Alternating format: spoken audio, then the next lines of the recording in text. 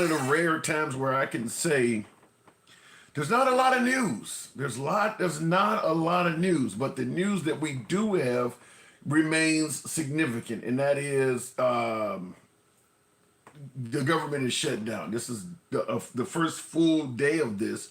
I believe they don't meet or convene again until Friday, so they will be shut down all tomorrow as well. Tomorrow's Thursday, so it won't be any progress really made on this tomorrow. So at best, it could be Friday. Real quick in the comments, Matthew Fallon says, "Is this in caps? Is this yet another anti-Trump podcast?" Well, let's hope not. Let's hope there's a bunch of really great accomplishments by President Trump that comes up that we can discuss. Hopefully maybe it'll be a pro-Trump podcast. Listen, at the end of the day, we call balls and strikes as we see them. I don't, I'm going to call a ball or a strike regardless of who's pitching, even if I'm related to the pitcher. I'm going to call a spade, no matter who's dealing the cards. So if that makes it anti-Trump when the criticism is aimed at Trump, so be it, because that's exactly what they were saying when we were heavily critical of Biden during his presidency. There's nothing I can do about that. I'm not going to mince words or bend opinions to suit whatever politician we may favor. That's why we always say we have an uncensored program. We don't block, ban, or censor anyone. So if you think I'm full of shit or I'm getting it wrong, that's where you come in. That's where your job is, to come up on the program, and you can correct anything anyone else says on this program, including yours truly. I'm not a know-it-all. I don't talk down to my guests. I make it clear I don't have all the answers, and neither do you.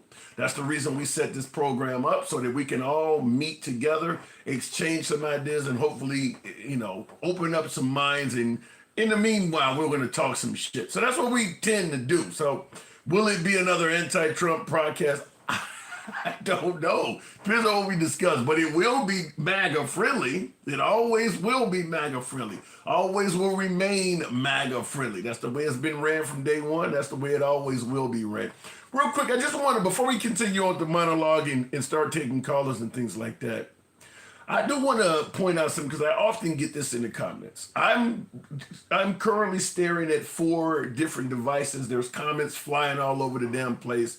They're not precisely angled, so there's 2 things I want to make sure you understand. Number one, because all 4 comments are flying up, understand I don't dodge anybody's comments. Even when you're typing things like, "I think the host is full of shit," or "he has a crazy shaped head," I will address many of your comments, but because they're all flying all over the place, I don't get to see every comment. So never believe that the host is deliberately trying to ignore your comment. I'm just one man operating a whole bunch of shit at the same time, so sometimes I don't see it. So that's number one. Number two, because there's multiple cameras that are angled different ways, I'm going to look blinder than Stevie Wonder. My eyes are going to be every fucking where. It may look like I'm talking to you, but not looking at you, because there's multiple cameras. And some of the cameras, because of the way they're angled, may make me appear cross-eyed, or if my head's on the top of my fucking head. So my eyes are on the top of my fucking head. So just understand those 2 things. It's not that I'm ignoring comments,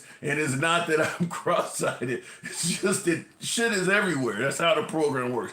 Anyway, looking at the comments, Draco, a friend of the program, Draco says, "I am just here to count the lies." Now, Draco is MAGA, always welcome on the program. So let's go ahead and get it started. Simple program tonight. It's going to be more of an open format, open forum type format, where we're going to just have you guys, because I want to hear from you folks in regards to how you're feeling with the government being shut down.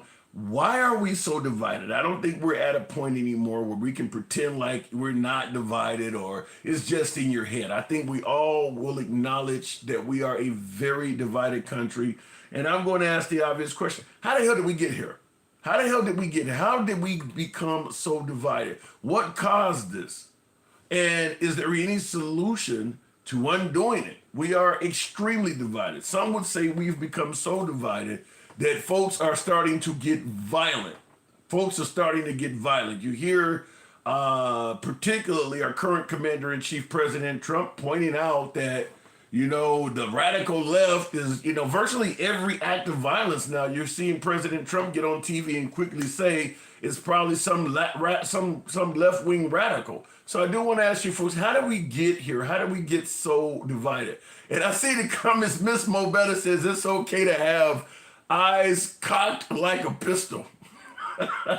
Well, like I said, because while I'm talking, I'm trying to look at each monitor so I can kind of catch some of the comments and things like that. So my eyes are going to be going every fucking where. I am literally a one-man band. Not to mention I got a monitor on behind me just in case news breaks I can discuss with you. And I got a computer in front of me that I have to occasionally look down at to also operate what you see. I mean, so I'm doing quite a bit. I'm doing quite a bit. Not to mention the occasional sound effect.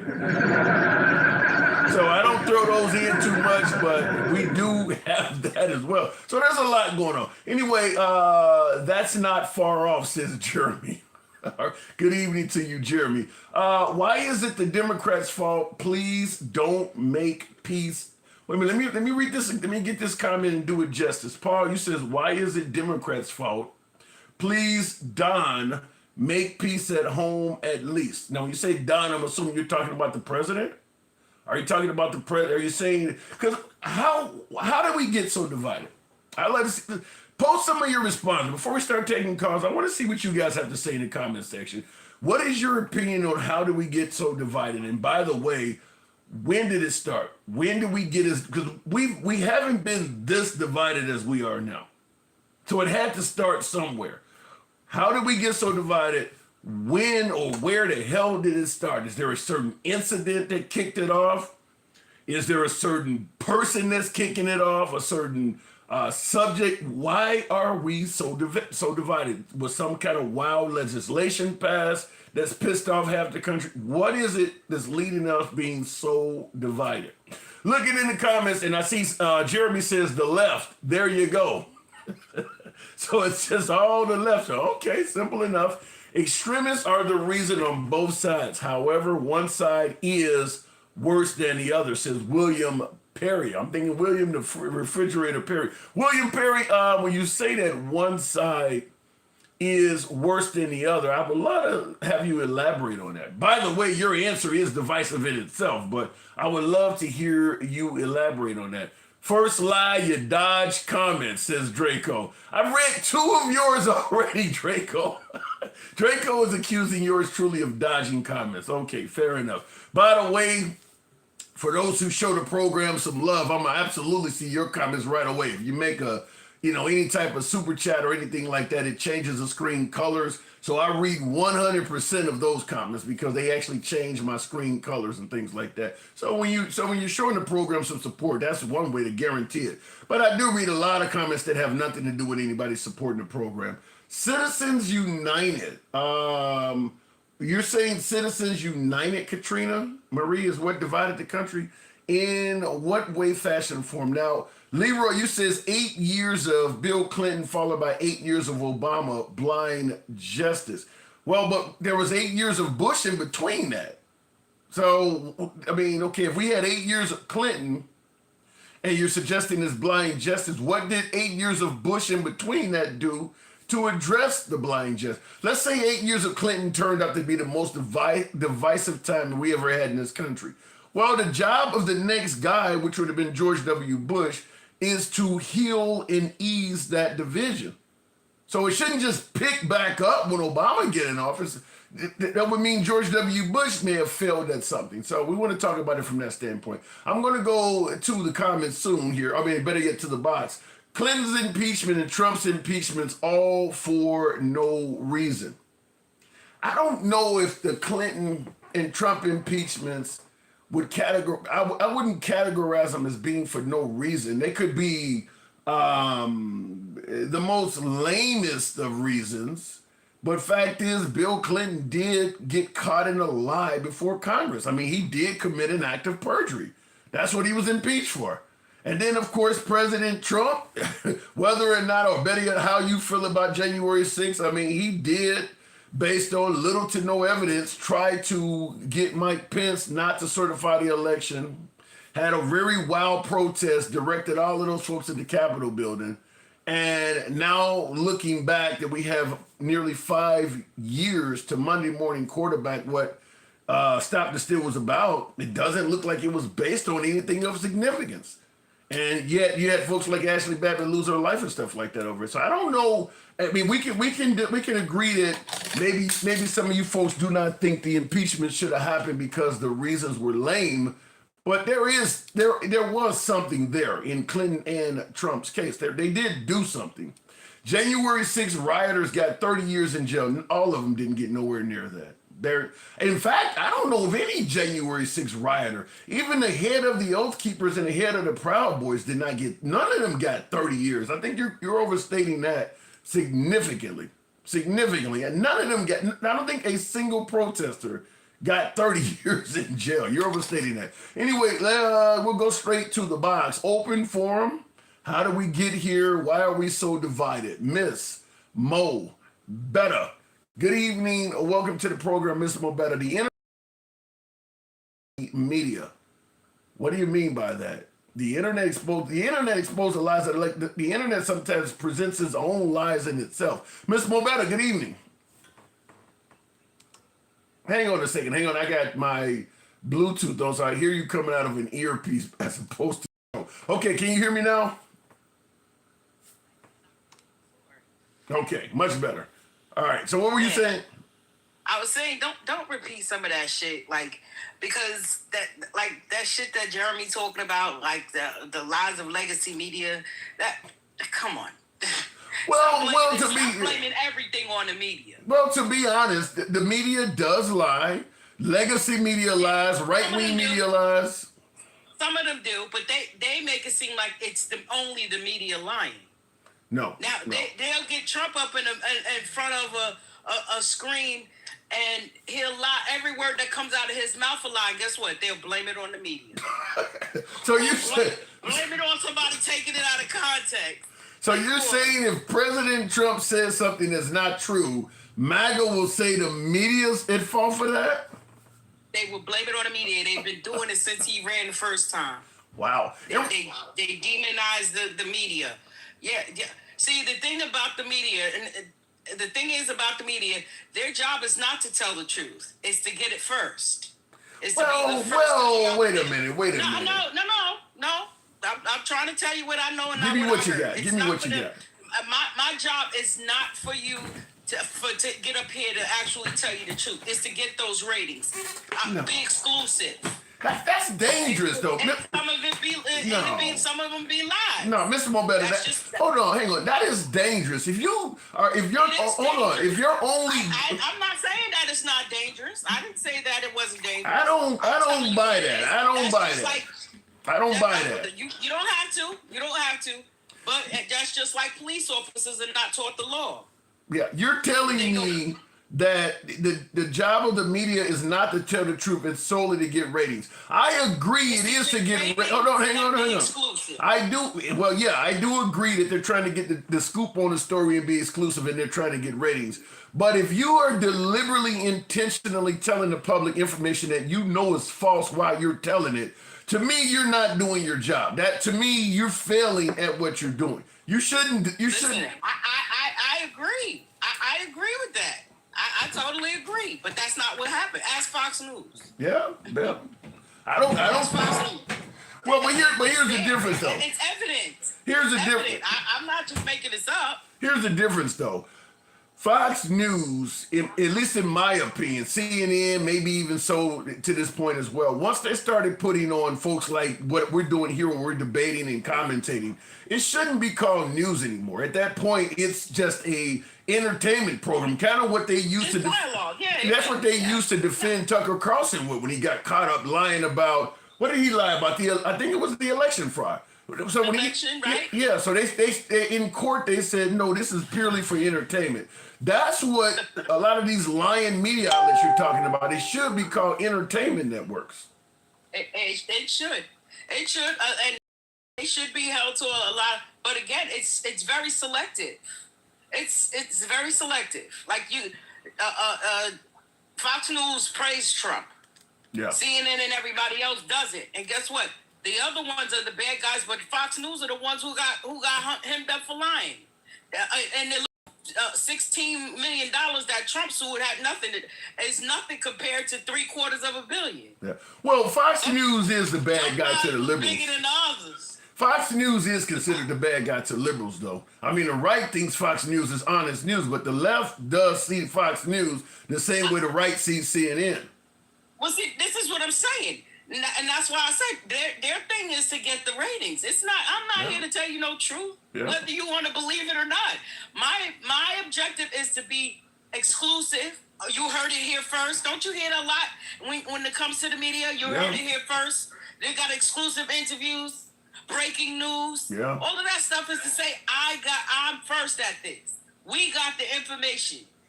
I would be okay if I understand you. Since the beginning of news, you've always wanted to get the scoop and be the first one to break it. I get that. You want the ratings. I get that part. I would also be willing to accept putting folks on air that give opinions. Like there's a house fire and they go find somebody. What do you think happened? Somebody standing on the corner to answer it. But when you get to the point where you have newscasters and reporters knowing that they are lying while they're telling the people, that to me should be stopped because that is dangerous. It's problematic. Yeah, that's dangerous. It is problematic. But you know, when they say that they take away fact checking and all kinds of stuff like that, who's gonna hold them accountable? Yeah. How do you respond to your boy Jeremy in the comments though, saying it exactly? He says legacy media. I hear you sighing. He says legacy media, which mostly left, lies all the time. See, that's why I said sometimes you can't listen. They all do it. How about? But your people got a bigger fine than the left did. Yeah. You're not going to. What does that say? Yeah, I would agree. You're not going to escape lying media by getting rid of the legacy left. I mean, if you just simply watch right-wing media, if you only watch right-wing media, you're not getting all facts on that either. So you're not escaping it by getting rid of legacy media. It shows in their comments and stuff like that. They won't. You won't watch. I do. I watch other channels other than. I watch them all to see what people are saying. You understand? That's the only way. You know, and that's the only way I'll know to go look something up. How I'm just going to take everybody on my side word for it because I know people on my side lie too. You know what I mean? But I'm going to watch what they're saying. So the end question is, how do people get the news? Like Sterlo in the comments says, both sides. He says we should just ignore it all and be happy. I mean, if you want to know what's going on in the world, where can you go to get your news if both sides are lying to you? Well, see, now, the thing is that the thing you have to do now is when you hear something, it doesn't matter where you get it from, is to go look it up. There's plenty of other websites other than just the mainstream media or whatever. You don't have to come to social media or nothing. There's Google, there's Wikipedia, there's all kind of different avenues. And guess what? This is a newsflash. There's libraries that are still open too, folks. Well, I'm going to tell you so. I go to get the true information, and if it's something about the government, you go to the government sites. I'm just going to tell you. In my opinion, I don't even think that would solve things because if you don't like biased CNN or biased Fox News, and we do what you say, I'm going to go to the internet, Wikipedia, where that article may have been created by somebody who's a radical left or radical righty. So I'm going to go to the library, where the books you get the authors. You may get a book by PragerU or something like that. No matter where you go get your information, even if you do your research, you're still probably getting it from somebody that's biased. And that's possible. I'm not disagreeing with that, but that doesn't mean that information is not true.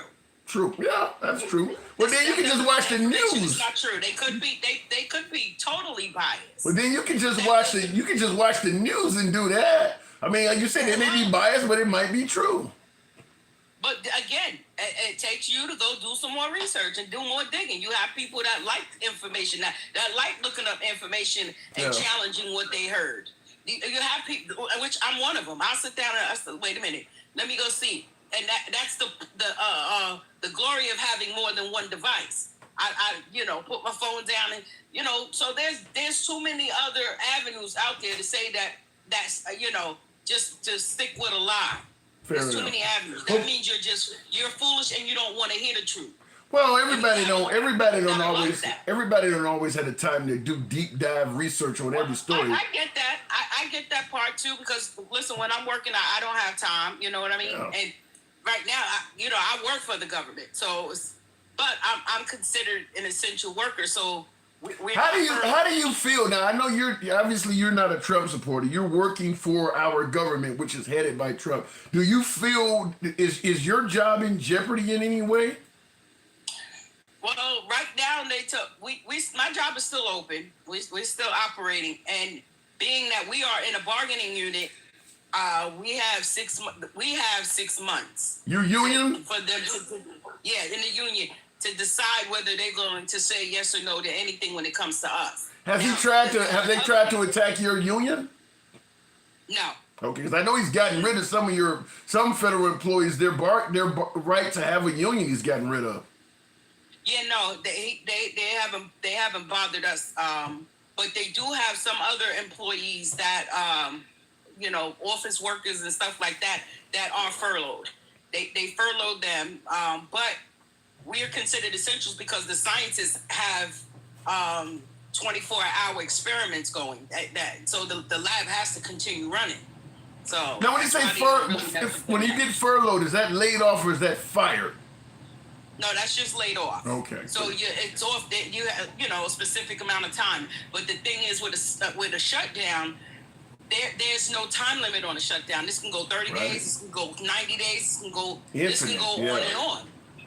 Now, President. But knowing how petty Trump is, he's going to be looking to fire people. Exactly. That's what I was going to say. President.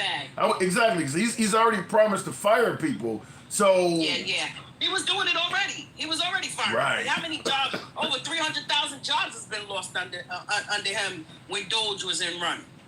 But why?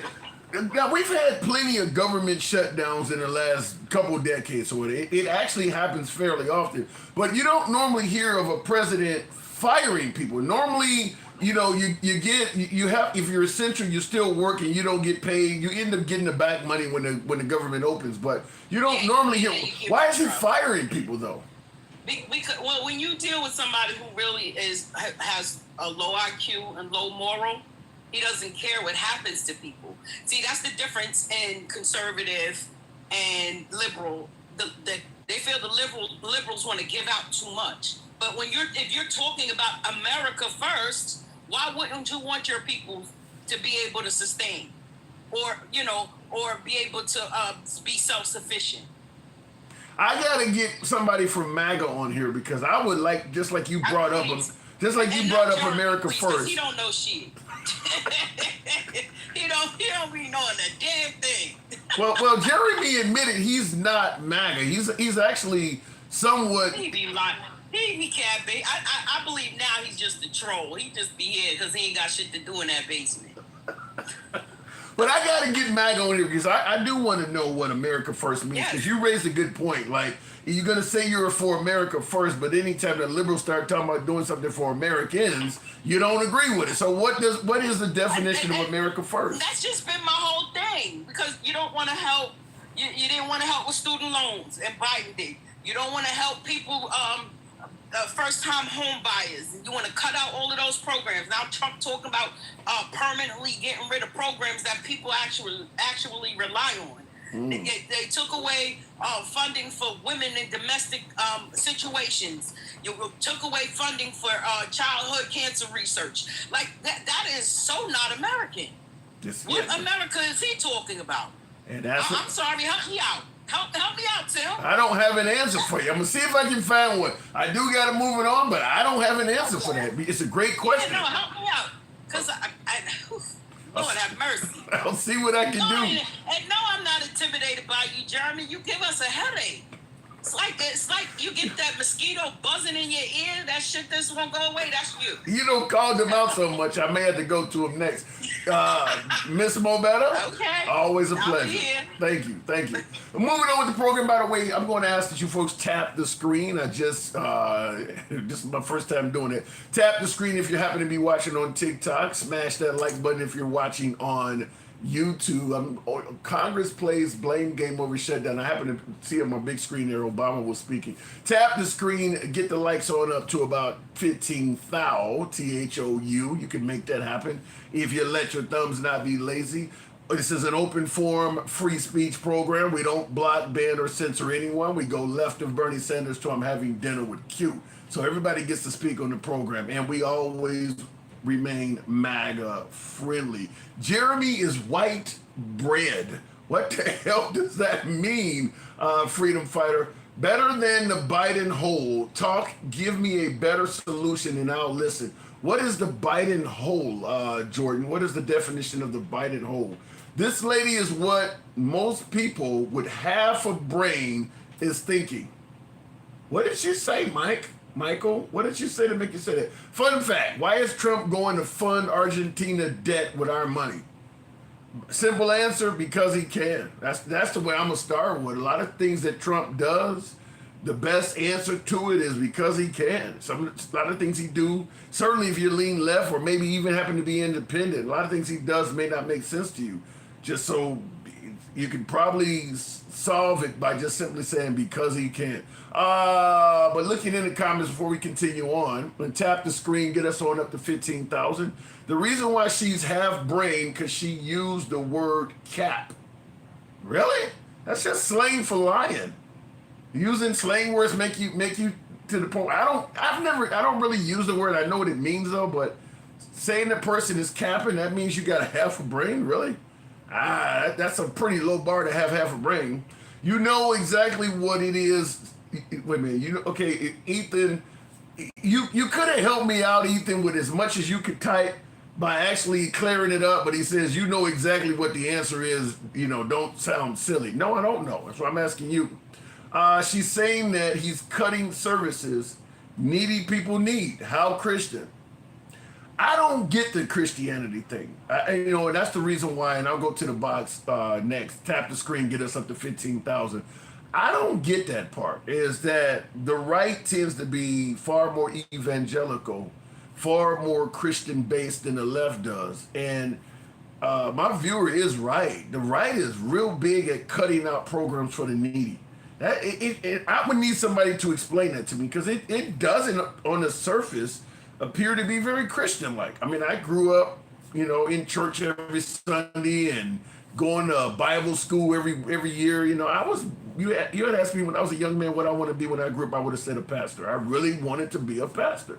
And as I've gotten older, I don't see the Christianity in a lot of things we do in this country, left and right. But certainly cutting all of the social programs like you're seeing on the right, while claiming that you're God-fearing Christians, let me know what I'm getting wrong. Maybe I'm taking that out of context, as many folks often say. Let me know how you can be Christian and constantly do less and less for the downtrodden among us. I just don't understand it. Anyway, going back to the box, and thank you for sharing the live there, Unspoken Truth, I believe it is. We'll go to one of my subscribers, Jeremy. Good evening, Jeremy. Now, you got called out, so I had to go to you next. Good evening. Hello, Tim. I love the new haircut. I have a new haircut? I just mess with you. Okay. Had the same haircut since I was in my late 20s. Aerodynamic. Nice. It's aerodynamic. Aerodynamic. So we are. I seen you in the comments, so I'm going to take it right to that area where you were discussing. We are divided as hell. How did we get here? Thank you for that TikTok cap, Carlton. Help your boy get the goal. Carl Hamilton, thank you for that TikTok cap. But how did we get here, Jeremy? Why are we so divided as a nation? Well, there's a few different reasons. Now, here's the thing. We've had moments where we've been more divided and less divided over the years, like the hippie movement and like the Vietnam War, things like that. But we're more divided than ever. I think it's partially because of our phones. I think it's because so here's something that we know. When it comes to childhood development and it comes to even adult relationships, face-to-face interaction helps do things like build empathy. It helps build a certain amount of cohesion, and to people are less and less as connected than they were before. And so what happens? Well, you go into echo chambers. You go to where You know, this is something that the right and the left are both guilty of. So you go where, you know, you feel welcome and you feel like people agree with you because you want to go there. I agree with you, but I don't think you have to. Listen, I got an actual name that says liberal. Yet I'm welcoming MAGA lives and MAGA social media. Anytime a lot of people from MAGA all over the damn place know who I am, invite me in all the time. So I don't think you have to just go to your own corner. I think if you talk right, you can talk to everybody. Yeah, but what's the path of least resistance? Yeah. I mean, I get your point. I mean, you're not really gaining anything doing that. Not to mention, you may be getting lied to if you only listen to your side. Right, it's not a good thing. It's definitely not a good thing to just go with only your side because you're not gonna get the full story. You see, everybody lies. And actually, if you want a good app to use, there's a news app called Ground News. They're a company that isn't like a news reporting app themselves. What they do is instead they aggregate other people's news and they show people different stories, the same story from covered by different angles, and they show you like who's covering them. They can show media bias. They can show vice versa. Yeah, I'm aware. I am aware of because because I do content on YouTube. I often get some of these people asking me if I'll do a collab with them and advertise for them. Ground News is one of those agencies that contacted me, so I have looked them up and I do know what they do. And I like what you're talking about, where they do a compilation of all sorts of different links and sites, and they'll tell you if this site leans left. They'll tell you what the right is focusing on, what the left is focusing on. But that does take, just like what I was telling the last guest, Mr. Mobetta, that takes a lot of work. Some people just want to hear the news. They don't have to research every damn thing they hear. Yeah. Well, here's the thing. You're always going to have to make that trade-off. Either you want to be well-informed, so it takes a little bit more work on your part, or you want to be informed fast, which doesn't take nearly as much effort. You can get things as much faster. And that's a trade-off we on both sides have to be willing to sometimes make. I'd say when it comes to the things that matter to us the most when it comes to the news, that is probably something where we have to put a little bit more effort in. And the things that are not so important, maybe we could just click a little snippet because we might not be as invested in them. Yeah. But we have to know that we're more blind to what could be going on. I think that's a fair trade-off. And so you It's also the only trade-off. You believe it is indeed the media, our phones, our social media assets that's making us so divided. Partially. Appreciate that, Partially. DJ Shake. Thank you. But I also think it's foreign interference too. So you mean perhaps Russia? Some Russians for sure they've come in more on the right. However, the left doesn't want to admit that a lot of communists in communist countries have for years and infiltrated many of our institutions and made them very much far left. They're like normal, everyday people on the left, like yourself, probably wouldn't even like some of the ideas spouted by some of these people. But there has been Dr. Taylor Marshall did an entire video about the Catholic Church being invaded by communists. There's plenty of evidence the CIA has uncovered about plenty of other organizations, including sports organizations in Hollywood. And so there's plenty of foreign interference there. I'm going to tell you something. In my opinion, when it comes to socialism and communism invading this country, sometimes they don't necessarily have to do all the work. I think capitalism is helping them out quite a bit. Fact is, Americans they're not getting anywhere near as far as they used to under our capitalist system.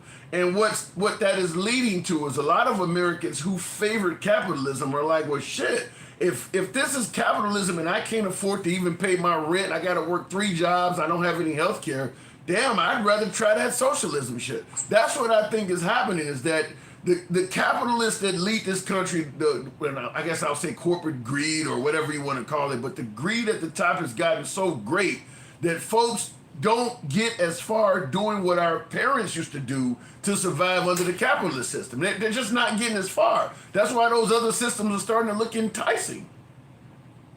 There's some truth to that. What oftentimes happens is monopolies are oftentimes formed, and government actually gets bribed, which is what lobbying is. Let's be honest, what lobbying is. It's legalized bribery. Yeah. You get lobby to actually favor the big boys, and one of the ways they favor the big boys is actually putting in garbage regulations that don't actually help anything or prevent any real crimes, because smaller companies can't afford the cost, but the big boys can, and then they screw over the competition. It's rigging the system in favor of a few. Rather than But I don't even think it's just that. I think it's stuff like, when our parents came up, you could come straight out of high school and get a job in the trades. There were unions everywhere. Certainly in the northern states, unions pay a lot more. Busting unions up has made the salaries go back down to the floor again. Stuff like that. You used to get health care with jobs. Now a lot of jobs have turned into what do they call it? Independent contractor jobs and things like that, where they give you no benefits. You used to get a pension. So if you were loyal to a company, you worked 30 years, when you retired, the company would look out for you. They went from pensions to 401k, and now you got companies that don't even contribute shit to your 401k. I mean, capitalism has just gotten more and more top heavy, and the people at the bottom are starving. That's why they're looking at them other systems. Well, here's the thing, Tim. So some of that is true, but for the most part, it's not as much of an issue as I think like the independent contractor work. Like for instance, Uber and other gig economy apps Right. are actually a good thing. And the reason why they're a good thing is because of the fact is that you're trading off trading off a set schedule where your boss can demand that you come in at these specific times for freedom, but then you can't get the same benefits that a hourly employee who has to show up at a specific time and that's agreed upon ahead of time. Okay, you can start and stop whenever you like. So some of that is good, but there are some things like, for instance, the WWE still has it where their talent, it still is an independent contractor, which doesn't make any sense at all because they operate almost the same way as a per hour or a salaried company. Well, I can tell you, as someone who used to drive both taxis and rideshare, I used to do both of them, certainly rideshare for a few years. And I got tons of videos I've done on Uber on my YouTube channel. I can tell you what you're saying on ride sharing is wrong about, when you're trading freedom. No, because they've even been sued because they were, when they say you're free to do whatever you want, they were punishing people who logged off the app too soon or turned down rides. They were claiming you're free if you drive for rideshare. But when people tried to exercise their right to be free, they were punishing them. If you only drive for an hour, we're going to log you out. We're not going to let you log back in for 4 or 5 hours. I mean, they've lost lawsuits in states like California because they were treating the drivers like employees. They just were telling them they were free. Right, and that's the thing. That doesn't mean that the gig model of economy doesn't work. That's just a company choosing not to follow their own rules. Yeah, because they can. The gig model does work. The gig model does work. It's just that it's when you can kind of like have it both ways, you make more money. And that's what they were trying to do with Uber. Well, all capitalism works as well as if you follow the rules, but that's the problem is the people at the top always continue to bend the rules to their favor. And that's what's happening in the gig economy. They're bending the rules to their favor. I mean, so at the end result is it ends up not working for the people. Yeah, okay, so as I was saying, yes, you are correct. Capitalism works as long as we're all playing the same game. We all have to abide by the rules. And here's the thing: it is human nature to break rules because those rules are boundaries that you cannot cross, and therefore there are advantages you cannot take advantage of. Now, naturally, we humans are greedy. But the thing is, the reason why I think people are foolish to go to communism instead of capitalism is that communists are humans too. They're just as greedy and rule bendy as anybody else. The only real difference is that capitalism, at least on its surface, is supposed to be more honest. and it's supposed to take greed and use it, and so that way, if you don't provide something in return, people can always disassociate and go somewhere else. You don't like business A, they screw you over. They don't give you what you want. Go to business B. You don't like business B or business A, go to business C, D, E, F, G. Yeah, and that's the problem, is that we need the government to do its job and to make sure that they go and enforce their anti. Yeah, but they're working with the same people at the top. Whether we're talking Nancy Pelosi or Trump or whatever, they're working with the same capitalists that are being greedy with the system. Before I let you go, I want to ask you something though, because I know you voted for Trump all 3 times, right? Yeah, you're old enough. You voted for Trump all 3 times, right? First time I voted off ticket. I voted down ticket. I actually didn't vote for Trump the first time because I was like, oh, he used to be a Democrat. He's not going to stick to what he said. Then I regretted that and actually kind of liked him. And so I voted for him in 2024. Sorry, I voted for him in 2020, and then I voted for him again in 2024. But now I regret my votes now. Damn. Because I liked him in 2016. Yeah, when he ran against Hillary Clinton. I want to ask you something though, because he ran in 2016 off of this same slogan that he uses now. He obviously uses "Make America Great," but in addition to "Make America Great," I want to ask you, in regards to President Trump, one of his key slogans. What does it mean to you? What does America First mean to you? It means that foreign intervention is less important than local problems. It means that we can't be constantly helping the world out before we help ourselves. It's the idea we put the mask on our own face before helping a small child out. You know how you're told that on like airplanes, like before you help. Yeah, I know what you're talking about. But here's the pushback. Okay, if we're going to help out Americans before we help out other countries, give me some examples of how he's helping out Americans, because he stopped helping other countries out. He's doing that. But when do we get to the part about helping out Americans? Well, he's not doing that too much now, but in 2016 he definitely did. He lowered taxes. He actively put more law enforcement on the streets. He was a lot more active in a lot of different ways than he is now when it comes to actually helping Americans out. Prices were better. A lot of people did better under his economy in 2016 until 2020. He was just different. I don't know why he decided to switch this time. And the Epstein files not getting released, well, that was a huge red flag. You see Congress just all voted in unison not to release the files the other day. In the comments before I let you go, Draco says, regret your vote. You said you regret your vote for Trump. He says, you would actually hate your vote if Kamala was the one, was the word salady, right? Saying that you're regretting your vote with Trump, but he's saying that if Kamala Harris was in there, you would hate it even more. What say you? No, that's not untrue. I would just vote third party, though. Fair enough. All right, Jeremy, appreciate you coming through. Have a good one. You too, man. You too. By the way, tap the screen. A lot of lazy thumbs in here. Get your boy on up to 30,000. He was the best liar, and he lied so good that people believe that bullshit, says Rod S. President Trump was the best liar, and he lied so good that people believe it. Wow. And LB says you vote third party or something like that, it's a wasted vote.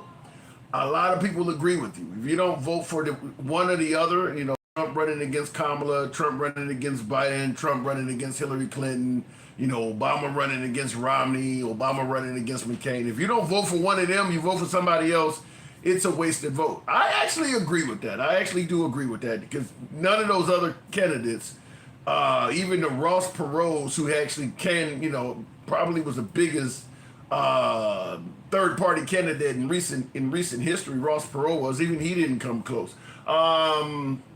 We would be doing so much better with Kamala Harris as freedom fighter. In what way? Let me know in the comments. In what way do you think we would be doing better if Kamala Harris was our commander-in-chief? He did no such thing effectively, Joan. Trump is the status quo. Trump is status quo as of the last election. Wow. He was the guy that was going to drain the swamp. He was going to expose the deep state. He was going to, hold the elite accountable. That's what Trump ran on, is it not? Tap the screen. Get your guy on up to 30,000. Let me go back to the box. Why are we so divided? This is an open forum, by the way. If you want to ask any political questions, feel free to come at me. I'll take them as they come. Stick the ruler. Good evening, Stick. We will be fighting for our medical rights now. We want to have no tariffs. Well, Trump loves tariffs, Gangsta Grandma. Trump loves tariffs. Trump uses tariffs as a weapon, not just to bring back jobs or control imbalance. He also uses them as a weapon. Stick, good evening. Hey, what's going on, Tim? Not much at all. Just asking a simple question. Why the hell are we so divided? How did we get here? Well, we got here because the same president that gets on TV and before we know any information about certain mass pew-pewings, he says it's the left. He is doing that. I mean, he has the biggest loudspeaker in the sense that not only is he in our living room, he's in every living room in the world. That is true. So that's the divide right there. A lot of people will say it was Obama, but only because of his skin. It wasn't he did anything. It was everybody else seeing that he was a intelligent black man, well spoken, and just hated on him. But folks will bring well, folks will rightfully point out, even, with Obama being the first black president, there's no way he would have got that position without so many white people supporting him. But you're saying that even though Obama got a lot of white voters to support him, you're saying that there was still a hell of a lot of racism orbited around him? Yeah, I mean, even with him supposedly being the first black president, I mean, I would just go ask who John Hanson is first before you say that, and then do more research and find out that not only was George Washington not the first president, he was maybe like the eighth. And the black man was the first. Yeah, I heard somebody else say this before. Now you're telling me, because we officially attribute the first president of the United States as being George Washington. You're saying he was like the eighth president? Yes, that's what I'm saying. I mean, Google is on everybody's phone, and if I'm lying, then it should be a lot of people saying that John Hanson this and John Hanson that, but they're not, and they're not going to do it because they're scared of what they're going to find. So MAGA's the same way. MAGA is the same way. They don't want to admit that he's hiding the files. They don't want to admit that he looks like Schmeagol from goddamn Lord of the Rings. It's precious. He's holding that fucking book back like it's the precious ring from Lord of the Rings. Well, let me just say this. In regards to you saying that MAGA does not want to admit Trump is hiding the files or whatever the case may be, I actually think that because I talk to, obviously I'm talking to MAGA MAGA all the time in the comments and things like that. I actually think that it's not a case of MAGA not wanting to admit Trump is in the files or Trump is hiding the files. I just think that they believe there are bigger fish to fry in this nation. I think that they think there's more important things than the Epstein list. I believe that they do now believe, just simply because Trump has delivered so poorly on the Epstein stuff, they do now believe that there may be at least a little bit of flame where all this smoke is at, but it just isn't that much of a concern. Listen, it is a concern. That's why all of this other bullshit is going on. That's why he's attacking Venezuelan boats. That's why they're coming out with the story about, in his first presidency, how he unalived a lot of fishermen. But wait a minute. Hold on. If it's that important, you just had Congress. And by the way, for folks who are saying, how do you call in? Go to the Handsome Liberal on Instagram or the Handsome Liberal on TikTok. We'll bring you right up. That's how you actually get on live on Instagram or TikTok. But you're saying it does matter. When you got Congress unanimously voting to keep the files, from being released, if it was a big concern with MAGA, they would be bitching in droves about that. They're not saying anything about it, so they don't care. Well, when one of your loudmouths gets, he ends up talking out the side of his neck, that's going to make a lot of people shut up. You had Kash Patel, before he became the FBI director, oh, I'm gonna release the files. You know, Yeah. if they put me up there, I'm gonna do this. The Nas ass is just up there with some big cocaine eyes. Yeah, that's all he got. He bugged out. He like it raw too. Oh my He God! like the raw. But let me ask you honestly: do you think that MAGA is genuinely concerned about having the Epstein files, all of that information released? Do you think that that is a priority for MAGA? I believe it once was. Yeah. When they thought it was the liberals, when they thought it was the Democrats, when they thought it was, you know, Hillary Clinton supposedly for TikTok purposes, you know, eating kids and all this other dumb shit. They believed that fucking Elvis was coming back. They believe in Santa Claus and the Easter Bunny and Cupid and all this other fuck shit. So yeah, I mean, these are the people that believe the dumb shit. So if you believe the dumb shit, and then you find out, oh shit, it's our Lord and Savior that's on that list, you're gonna run. Yeah, But and I you know something, I can't totally disagree with you on that, because I remember holding shows when everybody was talking about Tom Hanks and Oprah Winfrey and Will Smith were on the list, and they really wanted the information off of that list at that time. However, in defense of MAGA, the liberals didn't give a shit about that list when Biden was president. So once Trump became president, the interest in the Epstein list completely flipped. All of a sudden, now the Democrats are eager to get it, and the Republicans suddenly don't care much about it. I mean, it actually flipped. Well, just like the parties did. But this is the thing. When the parties flipped, one party went total racist. The other party said, hey, y'all come over here, we'll play with you a little bit. You know what I'm saying? Give you a little something. They ain't giving you shit. What do you mean they went total racist? What are you saying? They went total racist. They went from being on Abraham Lincoln's side, even though he really didn't want to, you know, free the slaves. But they did that, and I'll give those Republicans, those progressives back then, credit. Just like you would say when Donald Trump came in office the first time, he gets credit because he didn't fuck shit up. Yeah.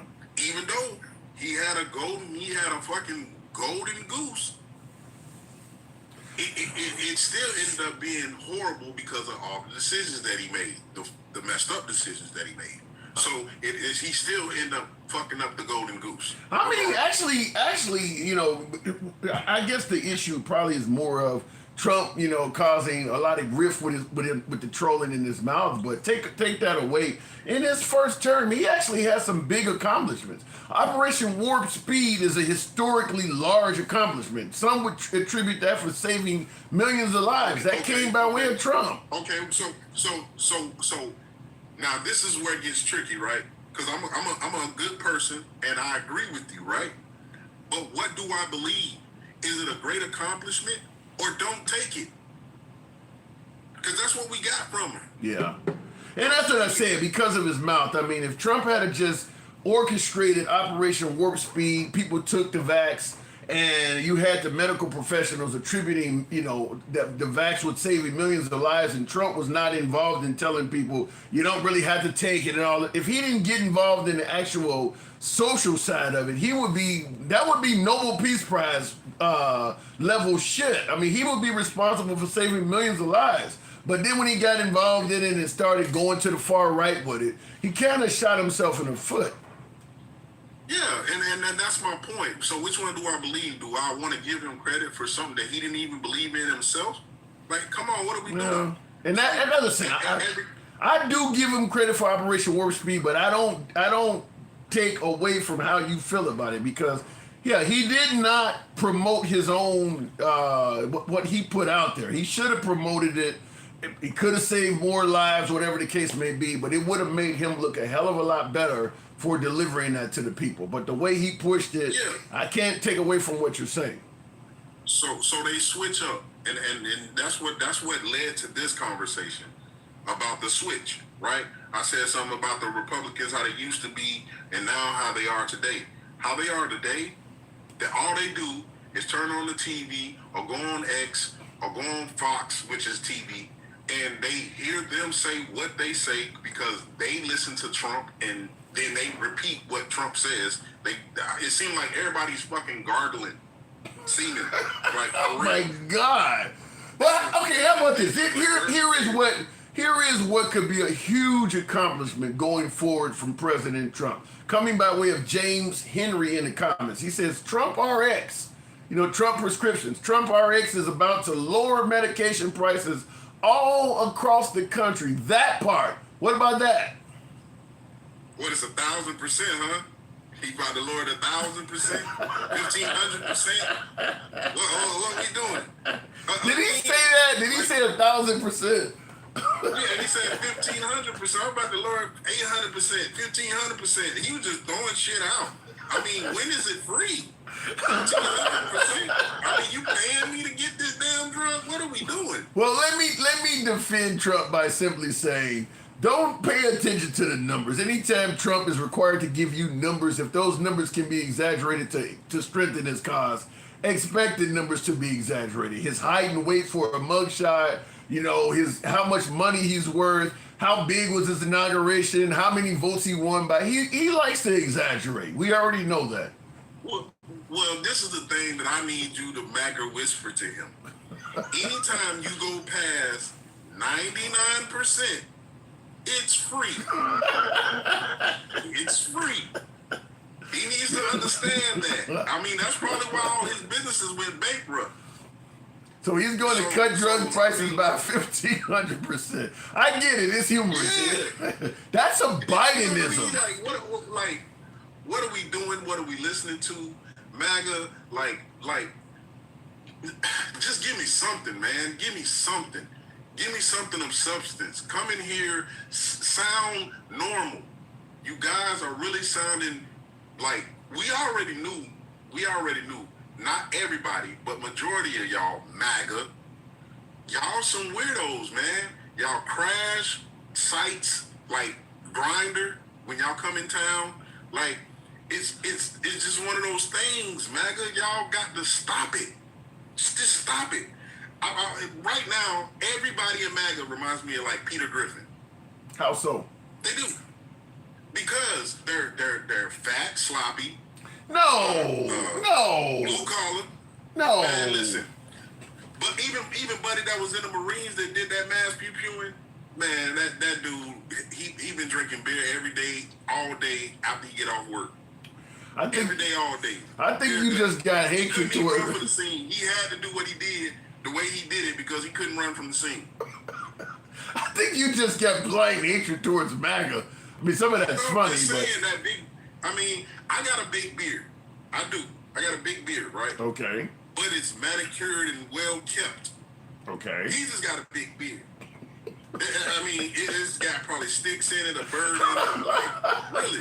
Oh my God. Like, really? I'm just saying, just MAGA, y'all gotta tighten up, man. Like, I get it. Y'all want to point the finger. Y'all really do sound like Kurt 2.15, whatever you want to call it. But come on, y'all, like, tighten up. See that y'all look like idiots right now. Y'all sound like no, they look like winners. I mean, MAGA is winning right now. No. Mike Johnson got up there and said that the reason why we can't pass the bill is because of the Democrats when we're not the majority. That's number one. Number two, the reason he said that they couldn't pass the bill because the Democrats were trying to give health care to immigrants and or the undocumented. So then we already know if you're smart and you went to school and you graduated, you should know that they don't qualify because they don't have the paperwork to even try to qualify.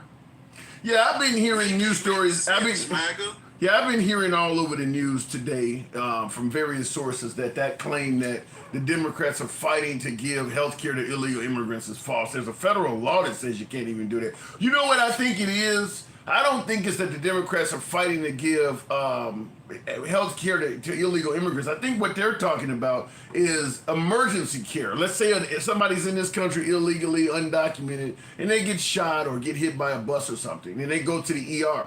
The law requires you stabilize and treat that person.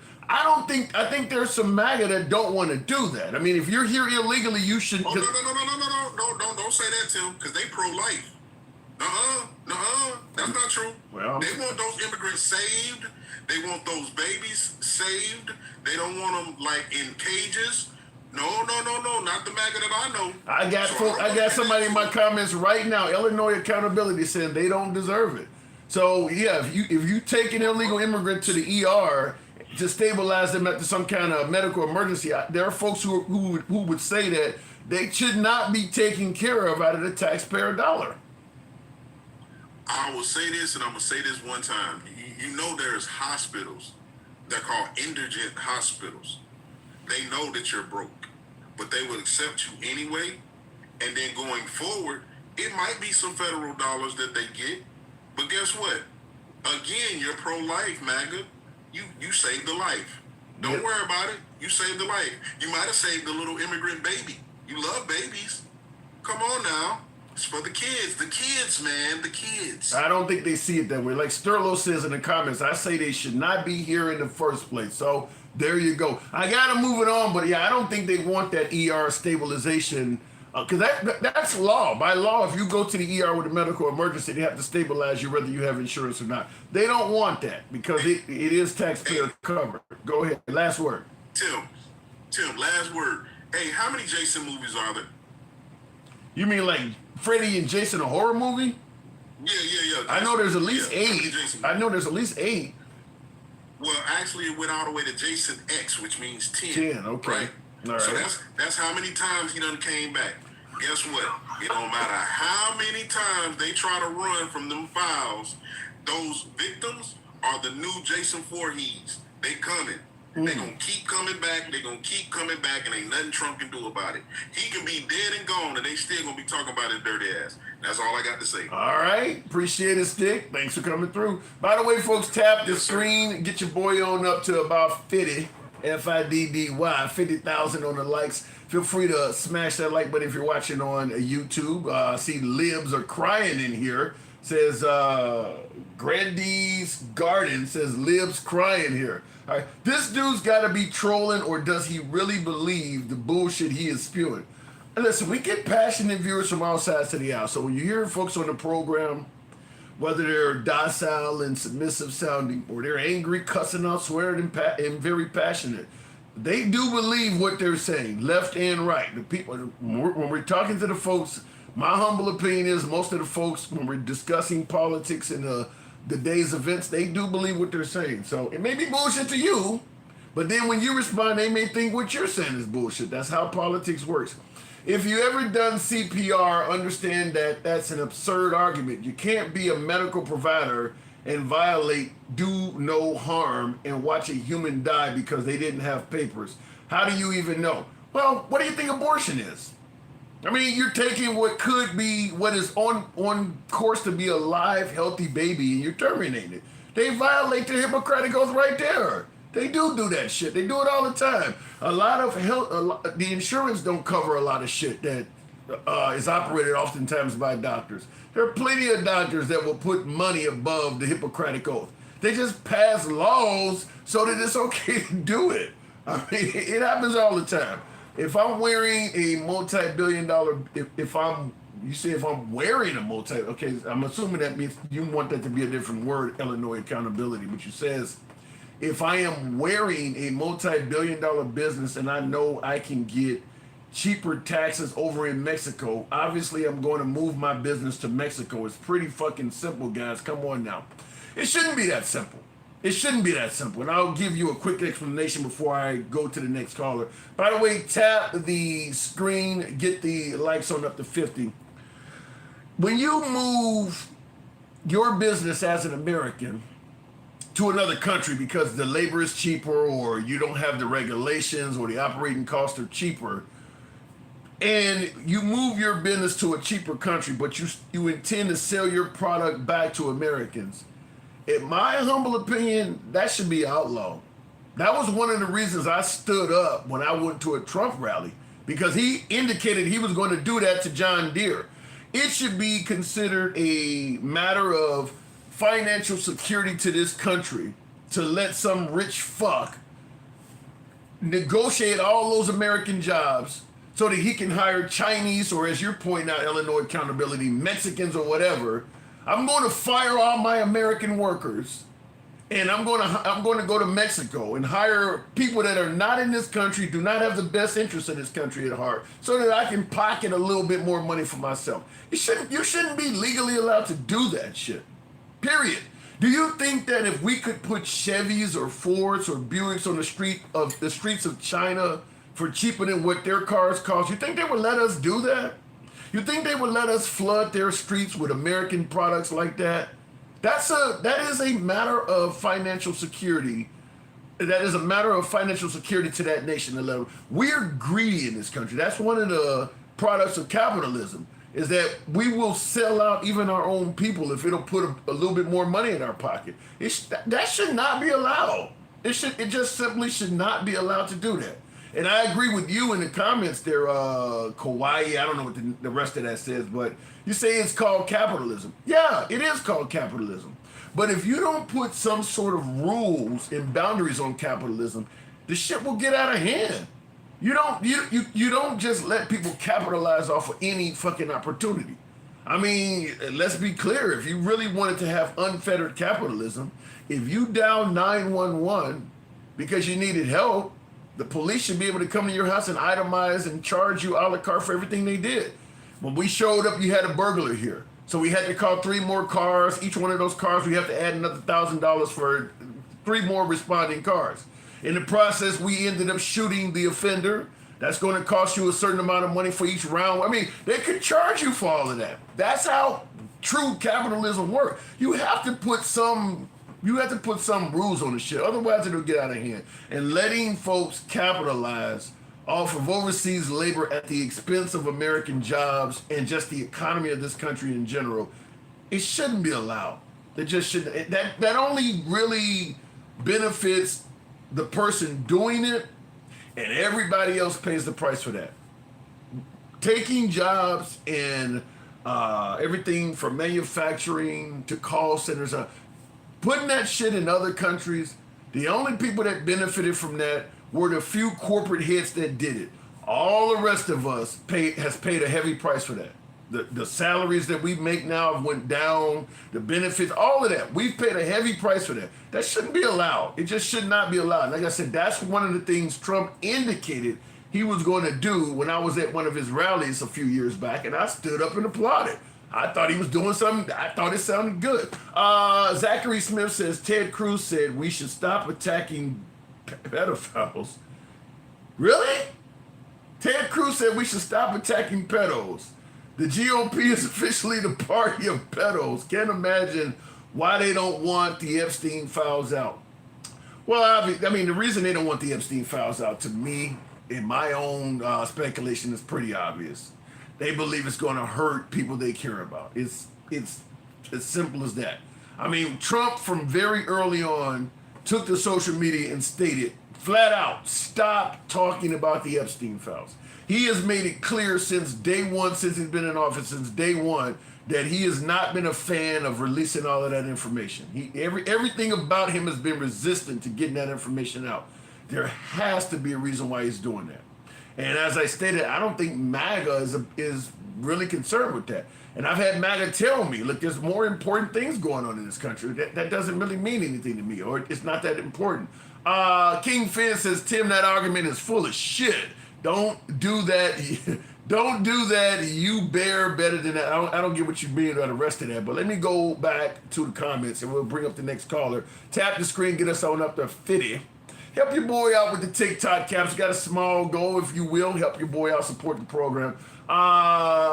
Too many powerful people on those lists. Well, in my opinion, you're either for protecting the innocent or you're for protecting the pedos. It's one or the other. I mean, are we going to admit that if you're powerful enough, you can abuse young girls and get away with it? Because that's what we're saying. If we're going to say it's too many powerful people on the list, so we're not going to release it, then that means if you're a powerful person, you can go out and do that, and the powers that be are going to prevent you from being held accountable for it. That's what I'm hearing. If a company moves out of the U.S., that's their business. However, they should be treated as all other businesses selling products to the U.S. economy. No, that's not true, Donald Arthur. If a company moves out of the U.S., it's not their business. It's our business. It affects all of us. That is revenue lost to that company that was in America. It hires Americans. It pays American taxes, all of that. When that company moves out of the country, America loses all of that. But yet that person is entitled to all the same protections and provisions of an American citizen, even though what he is primarily doing is helping out another country now. I don't think it should be legal. I don't think it should be legal. And obviously, my mindset on this is in the minority. Most folks agree with what you're saying, is that it should be their business. But to me, what you're doing is hurting the country. Igor says, I don't know about all that. Let me go back to the box. Damn. User 806. I don't know about all that. That's a bit harsh. Are wealthy people too pretty for prison? Well, some of them may have. What was the kid that ran over and killed a couple of people, and they said he had affluenza or something like that, and he got off. He was used to being wealthy. My last viewer came up and went down. We'll continue on with Gangsta Grandma. Grandy's, I don't see how the Dems would collapse when it's the GOP stopping them from being released. It's definitely the GOP at this point. Gangsta. You stay dripping. You stay dripping, you fat fuck. You know how to say hello in the best of ways, don't you? No, I do not, because I don't like fucking little assholes like you, like cupcaking to the white man. I go fucking figure, dude. Go fucking figure. And don't ever think I'm gonna respect your ass no more. I'm not. I'm done. Okay, give me an example of how I am quote unquote cupcaking to the white man. Because Tim, you over cupcaking. You over here saying, well, you know what? Let me tell you something. We were better off under Biden. Biden was bringing jobs back, okay? But this fat fuck in office, what did he go do? What did he go do? The white woman called the damn ICE agents on Koreans. Just fucked over Hyundai. Just fucked them all over. Well, with him getting those Koreans deported, is it possible that Americans could take those jobs? Tim, are you fucking ignorant? I'm asking. You're fucking ignorant, Tim. I'm asking. Tim. No, you're ignorant. You're fucking ignorant. You should be a fucking maggot because you're ignorant just like they are. Let me tell you something. Do you know who they was? They was engineers. They was coming over here, building the damn plant, teaching the dum-dums, the maggots and shit, how to do it. And they was going back. Okay. But you know, the white woman had to say, oh my God, they're taking our jobs. Oh, cry me a fucking white tea river. And guess what? They want to pull out. I will say, not based on what you just told me, I was ignorant on that. I did not know that's what was going on when they got deported. I was ignorant on that. Wow. Because you're cupcaking to the white man. This has nothing to do about white men. What are you talking about? Yes, you do. Yes, you do. You cupcake to the fucking maggots. Man, you be kissing that ass. Like, damn, your lips are white. What the fuck? What am I doing that's making you say that? Because you're a cupcake. You're a fluffing ass ninja. You be over here, oh, I stood up, and I said, oh, he's going to bring back the damn jobs. Let me tell you something, Riri. He never brought jobs back here. He always took them away. You do, okay? You do his realize. First time, you do realize. His first time. You do. His first time, people left. Apple left. Everybody, two other companies left. Okay? They're never coming back. John Deere this time is gone. They fucked over Hyundai that Biden brought in. You do realize Trump has been in office for less than a year. You got to get a man time. Oh, shut the fuck up. I'm giving a man fucking time. I haven't time to fuck you in your ass. How about that? Well, I'm not even a year in. We're in a shutdown because you have fucking oxymorons on the right side. Oh, they're giving ACA to the fucking immigrants. Oh my God, they are. No, bitch. They're trying to take your shit from you. Riri's. Now you're saying that we were better off under Biden. What if we sure fucking was. We sure fucking was. We didn't have to worry about our shit being taken. We didn't have to worry about getting pew-pew by the white man. How many... Jesus Christ, this past weekend, they've gone by fucking Polar. What the hell's good with the damn white people? They're losing their fucking minds. According to Trump, that's the radical left doing that. Oh my God. Why has it got so quiet, huh, bitch? Why has it got so quiet, huh? Oh my God, all of them were fucking maggots this weekend. Every single pew period was a white person. Yeah, but they could be liberal, can't Yeah, they? it's black on black though, right? Trump, Get the fuck out of here. Trump said that Trump said it's the radical left doing all that. Oh, well, you know what? Trump says a lot of shit. Trump fucks his own mama, okay? What the hell? He wants to fuck his own daughter, okay? If it was, let me tell you, okay? You're so up his ass and sucking on his cock, he wants to fuck his own daughter. Okay, he did make some interesting statements about if it wasn't his daughter, Yeah, he would he be dating her.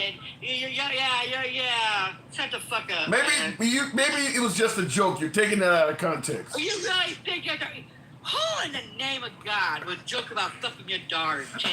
Go fuck your daughter. Are you gonna joke about you fucking your daughter? You think that's all funny? Get the fuck out of here. Yeah, I can't speak on it. And by the way, Illinois accountability. If you have Instagram or you have the TikTok app, we're on those apps. The Handsome Liberal, the same name across all platforms. Come on one of those apps, we'll bring you right up. Dude, do you know how stupid the maggots are? Do you know how fucking pathetic and stupid and how much they're sucking on this white man's cock? Do you know how stupid they are? They really believe that the undocumented immigrant is on ACA when they don't even have a social security number.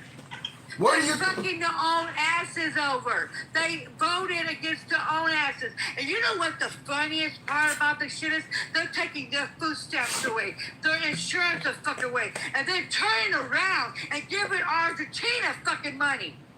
Yeah, I thought we was America first, dumb fucks. Yeah, I guess I would. Let me ask you now. Obviously, you're not MAGA. What does America first mean to you?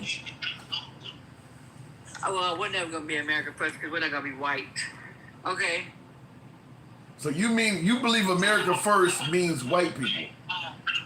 Oh well, they're trying to be white so fucking bad.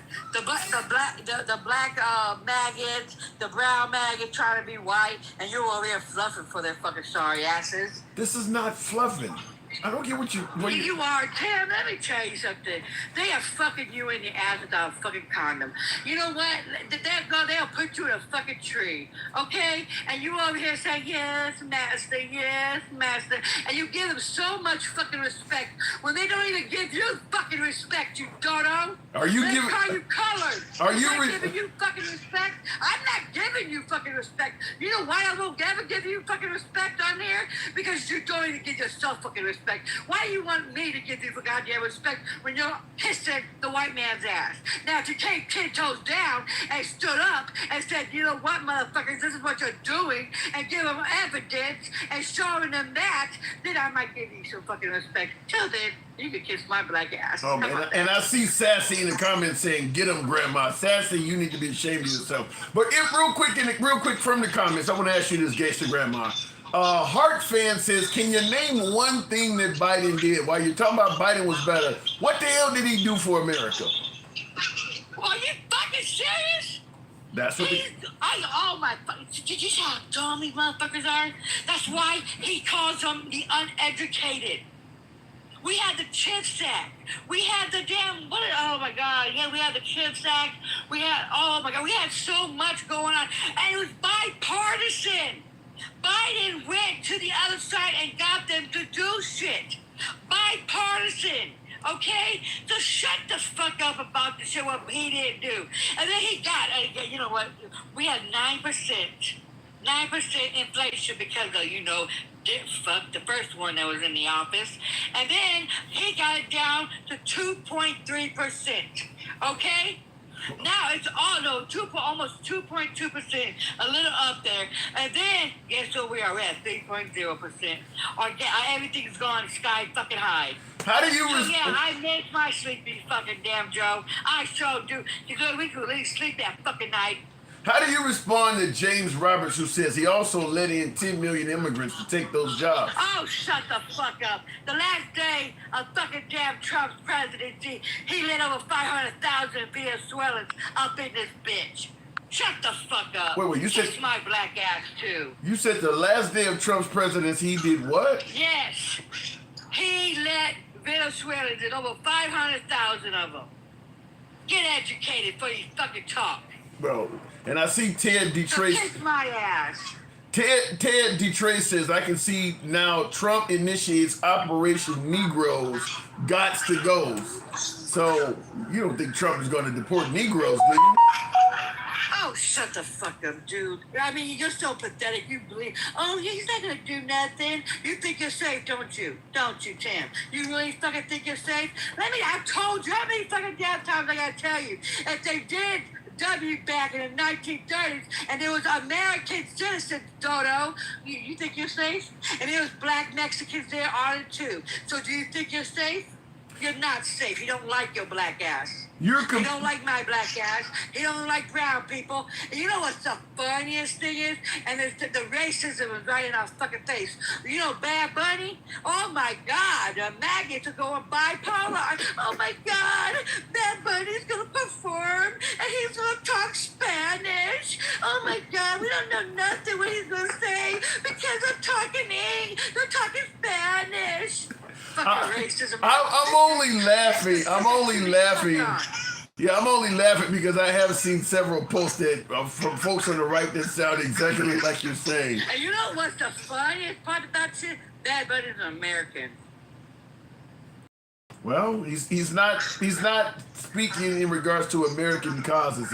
He's defending the Hispanics. What do you mean he's not speaking of American causes? What the fuck are you talking about? In their opinion. In their opinion,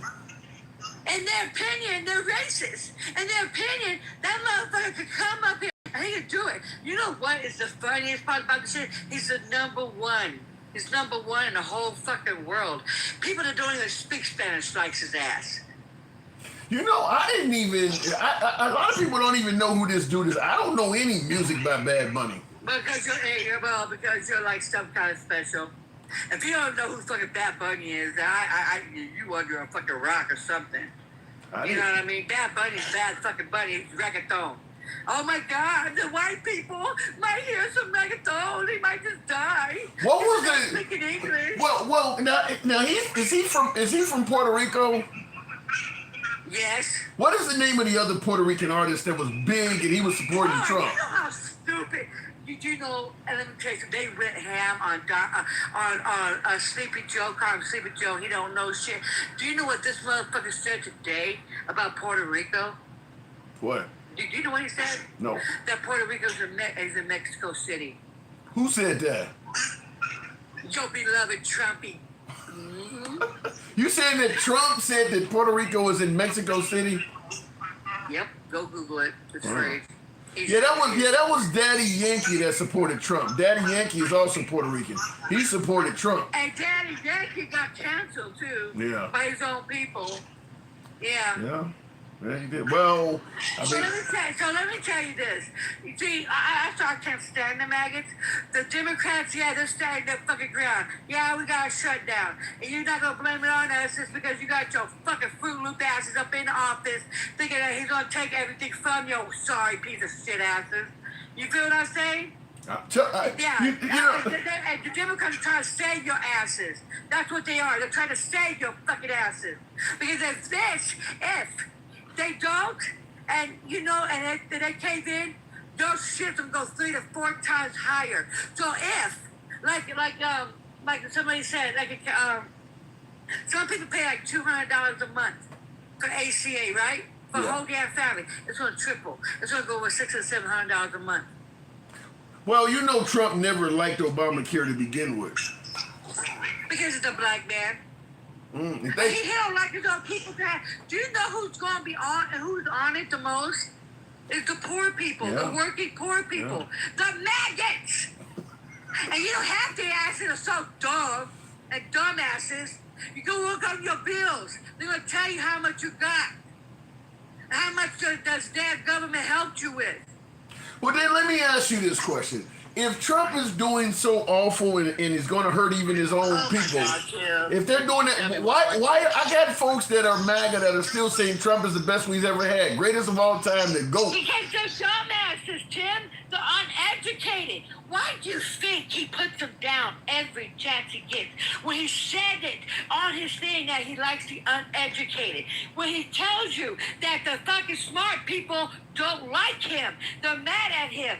Why do you think he says it? Because he smiles in your fucking faces and fucks you in the ass without a condom. You guys are dumb. You guys are slow. You guys are mentally ill. You guys are running on this goddamn cock so bad, thinking he's going to save your sorry asses, and he's putting you in the damn ground.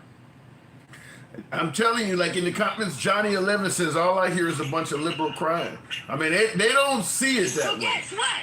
That bitch is gonna be crying when his insurance is going through the roof and he can't even feed his own goddamn kid. Then when he's gonna say, oh please save us. Fuck you. I'll save my I will not save them. I wish California would take the fucking money and give it to our asses back. And fuck the red states. We all got to work in this together, gangster. You can't say fuck half of America. No, we ain't gonna work shit together. Fuck them and fuck everything about them. They voted on racism. They didn't vote. They didn't vote to get shit to get shit cheap. They voted on racism. So fuck you and you. Oh, we gotta work together. Fuck you. You want to go work for your white man? Go ahead. This Be ain't his got- little ninja. This ain't got nothing to do with working for the white man. But real quick, Will G says Trump and MAGA ain't shit. He says has all three branches of government and still finds a way to blame the. Hold on, hang on.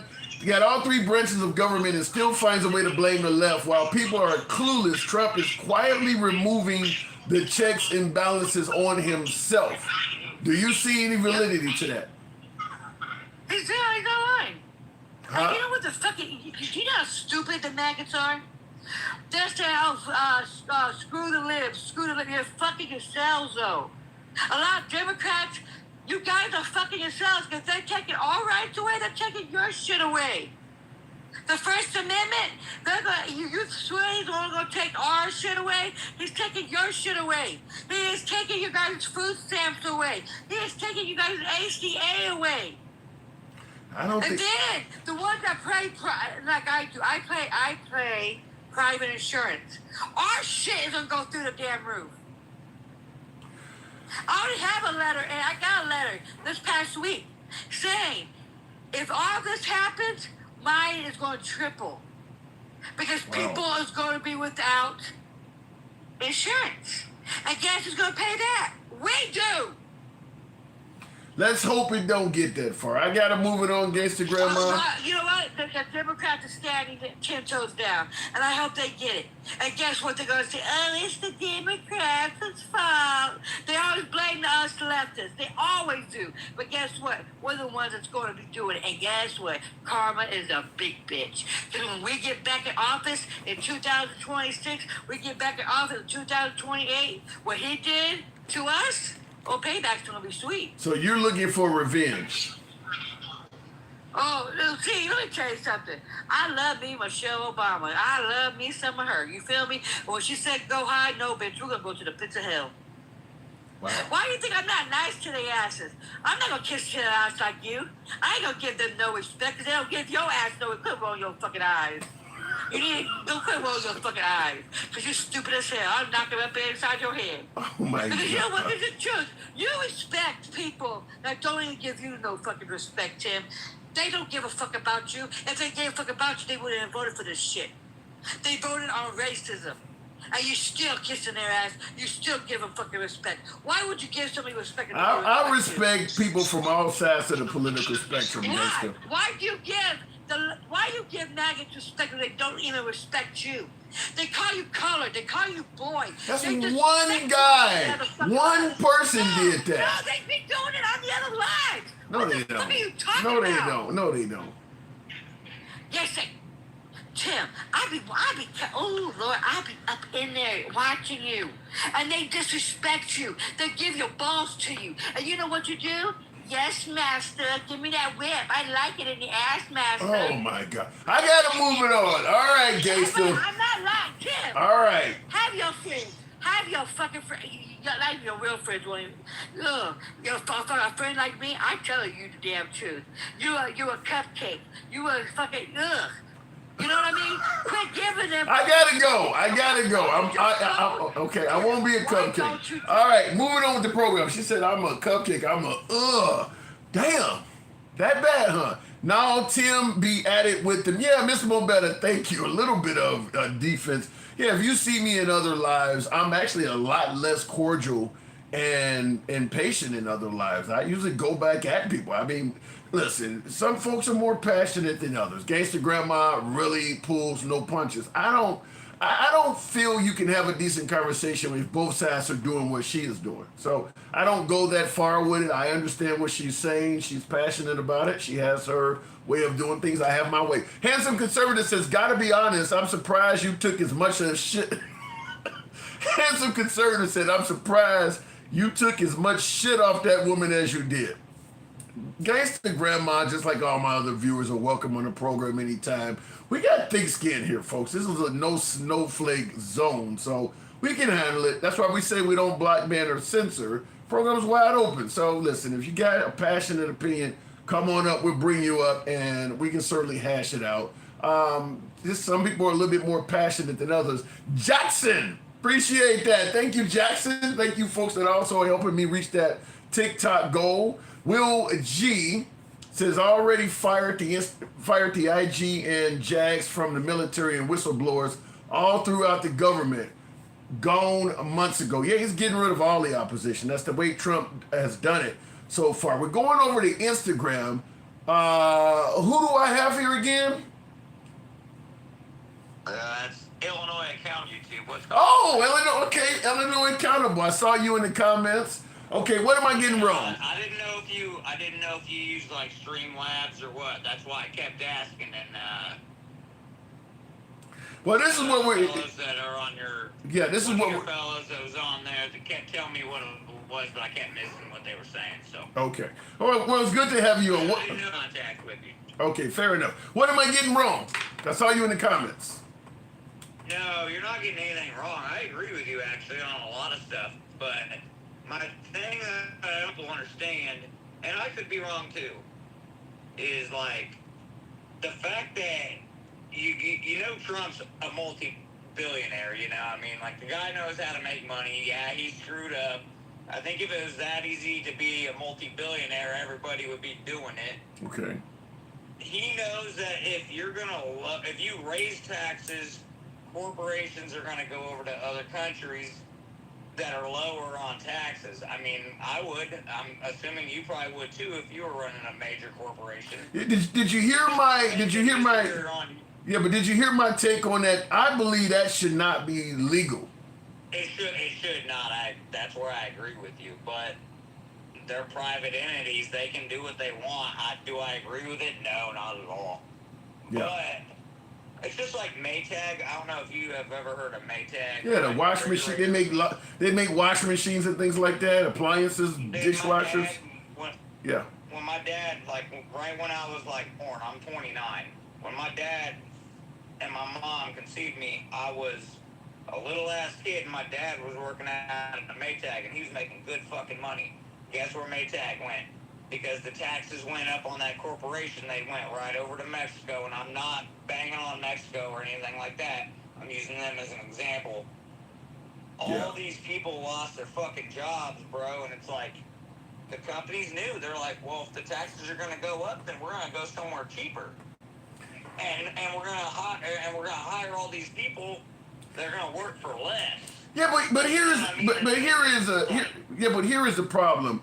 If they don't raise the taxes on Maytag to keep them in the United States, then they're going to raise the taxes on your dad as a Maytag employee. The money has to come from somewhere. They're raising taxes because they need the money. If you give the corporations, you give them leeway because they're threatening to leave. So that means the elite now have a shield against higher taxes because they're in a position where they can make a threat. If you raise our taxes, the whole company shut down over here, and literally fled over to another country. Yeah, but I get what you're saying, but what? And all the taxes went up because now the city lost what it was, which the city's not that great of a city, you know what I mean? But basically, nobody had a job working at Maytag. It was like 1,200 people or something like that lost their jobs. Yeah, but the point. Hold on. For anything other than every taxpayer is paying for everything. Yeah, but the point I'm making. Same thing right after. Yeah, the point I'm making is before Maytag left, when they were about to raise the taxes on Maytag, they were doing that for a reason. The city or state or whoever raised the taxes obviously needed more. Greedy Illinois did that. Okay. That's why Trump says don't raise the taxes on major corporations. You know why he wants to basically shove a bunch of what do they call that? I'm having a brain fart right now. What do they call that? Where tariffs. He wants to tariff all these companies that left to incentivize them. Hey, we're either gonna fuck you on what you're trying to sell to us after you left, or you're gonna come back and work under our cheap taxes because you decided to flee when the taxes went up a little bit. Yeah, I don't He's think basically making that. He's putting them in a stranglehold. I gotta disagree with you for the simple fact is, I respect that. yeah, the president with President Trump, he only has a maximum of 3 more years to be here. If I got a multi-million-dollar, multi-billion-dollar, whatever the case, whatever the company costs, if it's going to cost me millions of dollars to move my production back to America, I'm just going to wait Trump out. I mean, because there's no guarantee. You can, but it's like it's just. He already said too, he's like, I don't really even want any of you back here because you already betrayed all these citizens across the nation. You know what I mean? You already betrayed them by even moving out of the country. But if you want to start selling stuff to us like Hyundai, that lady was talking about Hyundai, and by the way, I didn't get the way she was talking to you. Well, I don't want your fucking cars. I don't need your cars. But if you're either going to come back to this country and build them here, and that's your screw up. You shut down a company. thank you. Appreciate all that. these jobs. Mike, thank you. What's that? No, I'm talking to somebody supporting the program on TikTok. But what I'm saying though is, if it costs you millions of dollars to move your manufacturing back to this country because Trump is going off on you, I would say you're better off waiting for 3 years to see what happens when Trump leaves.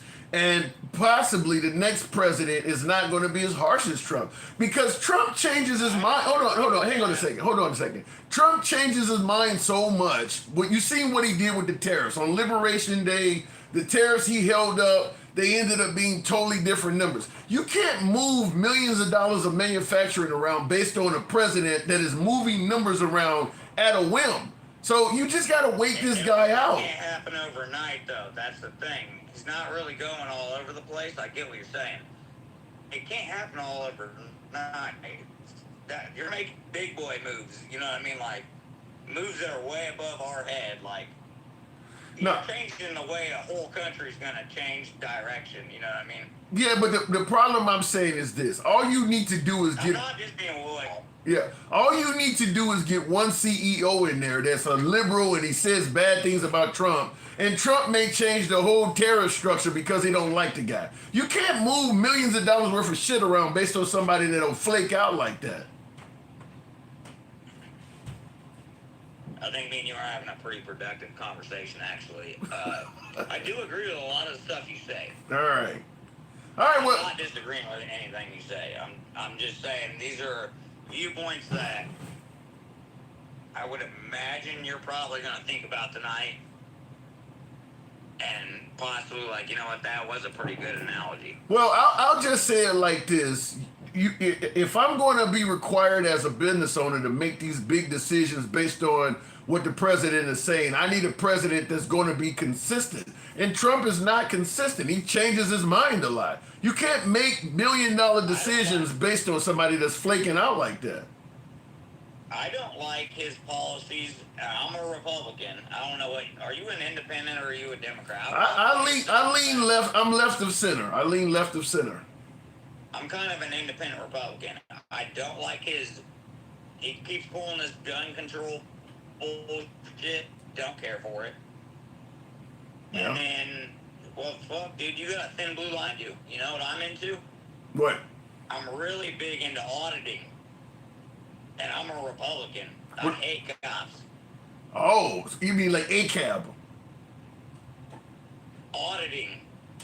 What? Oh, you mean like audit? Okay, you mean like audit the police to make sure they know the law and all of that stuff. Yeah, buddy, Illinois accountability.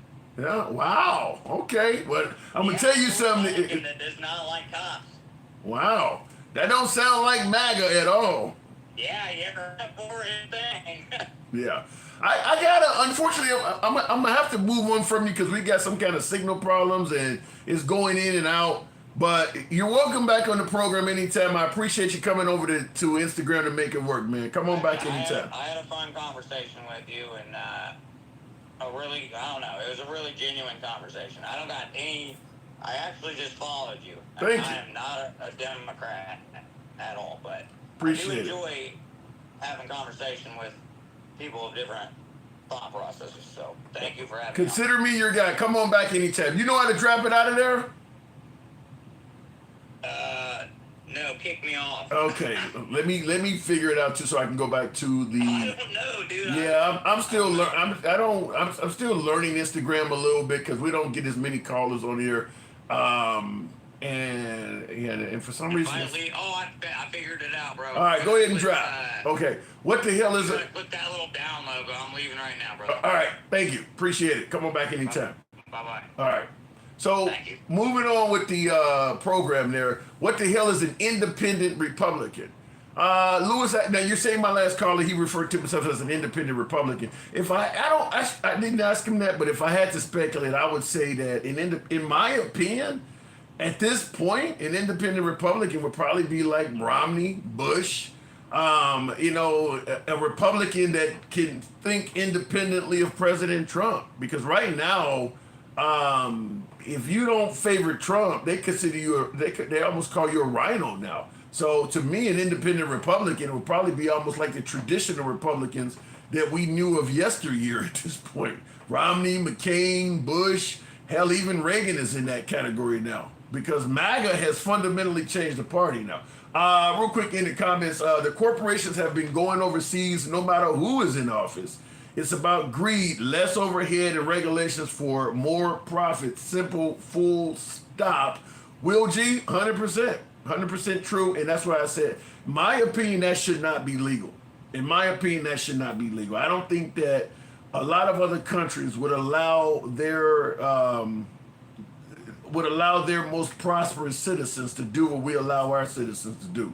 Because at the end of the day, if you take a big business and you move it overseas, you're hurting your own countrymen. You're profiting, but you're hurting Americans to do it. I just think that as a matter of financial security, you should not be allowed to do that.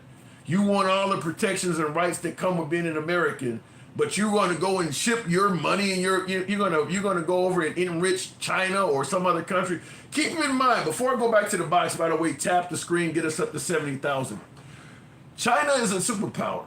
China is probably one of our biggest enemies, and probably more so than even Russia at this point, because their military might has gotten significantly better over the last few decades. They're now having aircraft carriers. They're revealing drones and all kinds of fifth generation jets and shit like that. Where do you think the money for all that stuff came from? Where do you think China got the money to build all that stuff? It's those fucking jobs we talking about. It's all of the American businessmen taking their wealth to those countries to give all of them folks jobs and income to enrich themselves and not have to pay Americans. We have literally enriched our greatest enemy.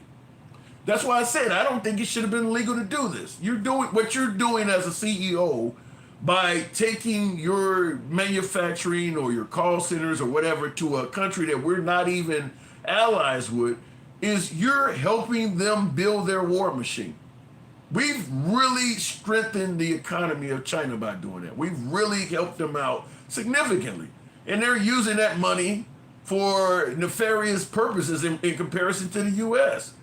They're on the other side, whether it's the UN, NATO, whatever. They're on the other side of any world event that we're on. No matter how we feel about Iran or Russia or any ongoing conflict, China is usually on the other side of that.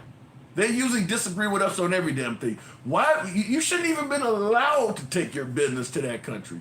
It should not even been allowed. I don't care how cheap their workers are willing to perform. We should not even been allowed to do that. That has been done at the detriment to the United States, and several generations going forward will pay for that.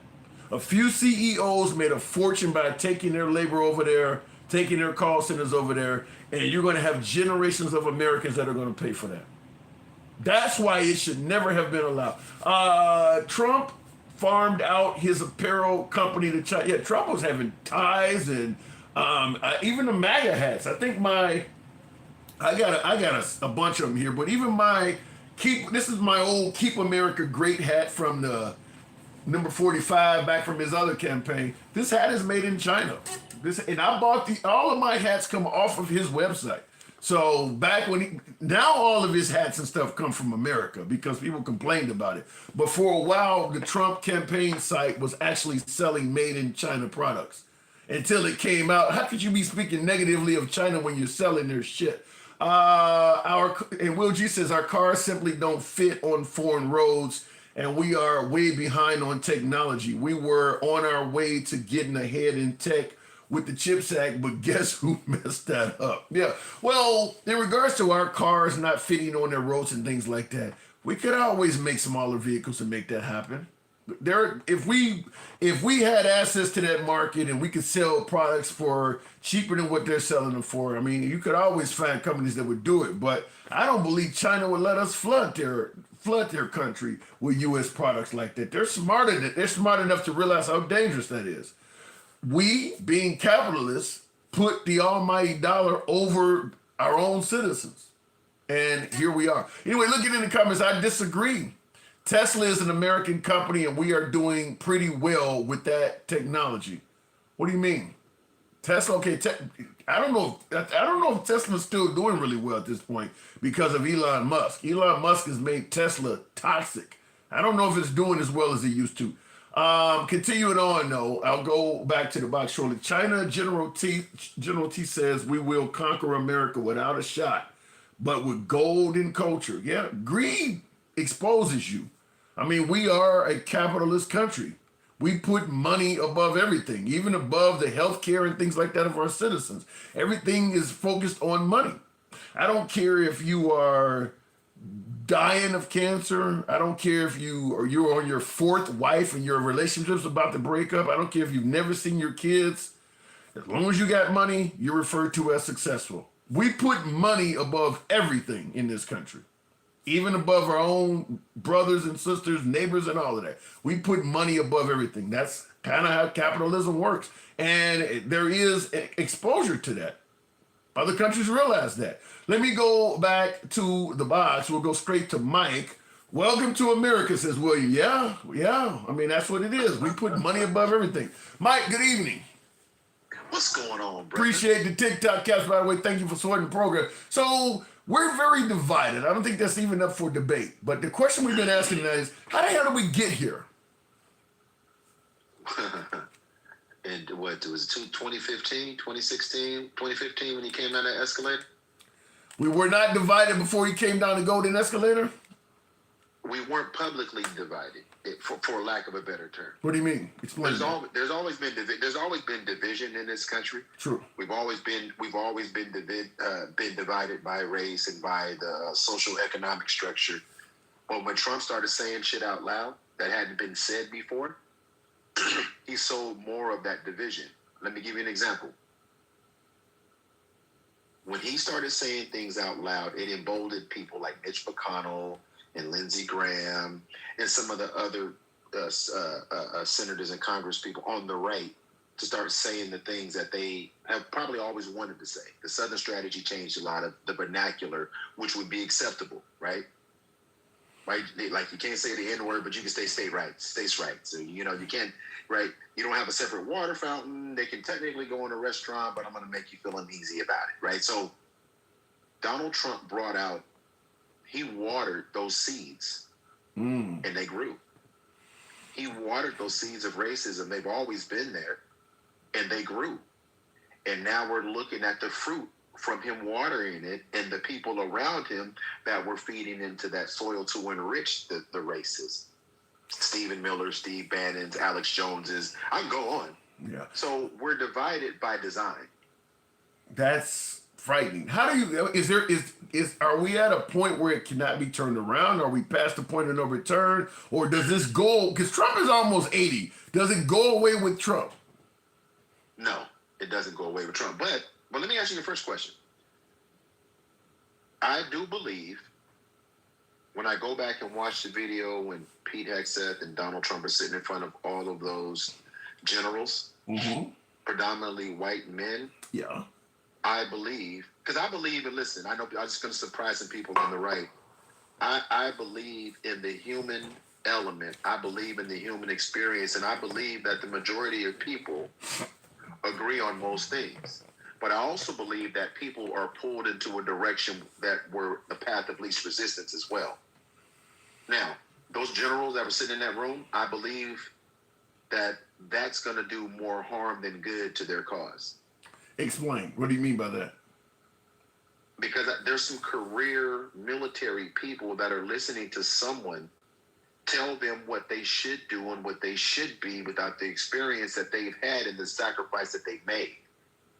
Wait. You said I'm not saying Pete Hegseth hasn't made a sacrifice, but it's not comparable to those men that he was standing in front of, telling them how things need to be now. They've been doing this for 20, 30 years. I don't think that went over well. I've seen clips on the internet of other retired generals and stuff. Yeah, it didn't go well. It did not go well. I mean, first of all, I think everybody can agree, even the MAGA side of the aisle can agree. Flying them all to hear this in person was not necessary. $6 million to do that, you could have did that on a Zoom call. Not only was it not necessary to fly all these generals to one location, it was also irresponsible and dangerous, kind of like the whole Signal, when he got on the Signal app. You're going to put all of America's top generals in one location. If somebody could have struck that building, you're taking out a mountain of experience and talent at one point. I mean, there's no way in hell all of the top generals should have been in the same building at the same time. How do we know that there wasn't a biohazard? We don't know. Anything. It just was. It was a security threat. It absolutely was. But let me say this. Again, some of the people on the right that are on your program may be surprised I'm saying these things. That's because they don't understand the balance of seeing what our country is, but understanding the things and the opportunities that our country has. Those are two different dynamics. Who we are and who we can be are completely separate. Yeah. But if you don't acknowledge who we are, you'll never know what we can be. Let me give you an example. Have you ever seen a weight loss commercial that didn't have a before picture? Not usually, no. Because it's not a good selling point. Because if you want me to be enamored by the after picture, I need to know where you started. And our country doesn't want to talk about where we started, so we'll never realize the progress because they don't want to acknowledge where we started and how we started. But I do believe the military has an opportunity to be the defining factor, the military and the courts. Because if you're going by the laws that you swore to, a lot of what they said you won't do. Well, they do actually. You're saying it before in the after picture. They do show how this country started. They just don't show it from, let's say, the African American perspective, or the Native Americans. Their whole story is not told. But in terms of, let's say, white America, you get the full scope of how it started from scratch. It's impossible, Tim. You can't tell the white experience without telling the black and native. That's not as full. What book is that? How do you tell, Tim? How do I tell? Did you grow up with both your parents? Yeah. So how could you tell your history without mentioning the other one of them? You just water down certain things and you omit certain things, but you can make it work. We made it. Listen, they didn't listen when the movie Roots came out, or the miniseries Roots came out in the 1970s. But it was such a shock to the system because nobody really had been talking about slavery before that, and obviously slavery had ended 100 years before Roots came out. I mean, they had. If you talk to any of the baby boomers, the silent generation, all the they didn't cover it in school. They didn't discuss it at all, and America was doing fine. They just omitted the African American experience. It was just omitted. Well, and the funny thing that you brought that up, that's when America, in my opinion, that's when we were growing up, right? Because Roots would come on every year for a week, a 4-part series, right? Monday through Thursday, and it wouldn't come on Friday. At our school, we called it Roots Day. On that Friday, you were so worked up by the end of the week.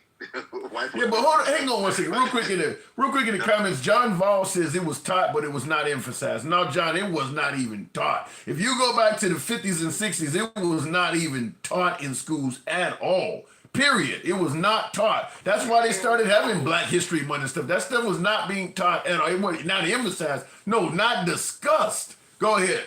Nope. No. So again, so when we talk about America divided, this is reality. White America has an opportunity, which I don't think is going to come around. If they don't take the opportunity now, all the things that we don't want to happen are going to happen. They've got to take this opportunity to say enough is enough. White America has to stand up and say enough is enough. Because here's what's going to happen, Tim. First of all, I don't think that this shutdown is going to be short. And I'm hoping I'm wrong. I don't think it's going to be short. And the big, beautiful bill is about to kick in. Why don't you think the shutdown is going to be short? What's making you say that? Because I don't think the Republicans are going to concede, and I don't think the Democrats are going to concede. Are the Democrats wrong for prolonging this? You got Fetterman. Fetterman is conceding on so much shit. They're starting to ask him, "Are you considering switching parties?" I mean, Fetterman. Let him fucking go. But you can't negotiate. Let me ask you this, Tim. Since Barack won till today, how much have the Republicans conceded on anything? Wait, what was it? When it came to legislation. You said when it comes to legislation. You said since what again? What was the time period? Since Obama won and today, legislatively, what have they given? What have they negotiated with? I think Biden got some bipartisan stuff passed. Biden got some things passed.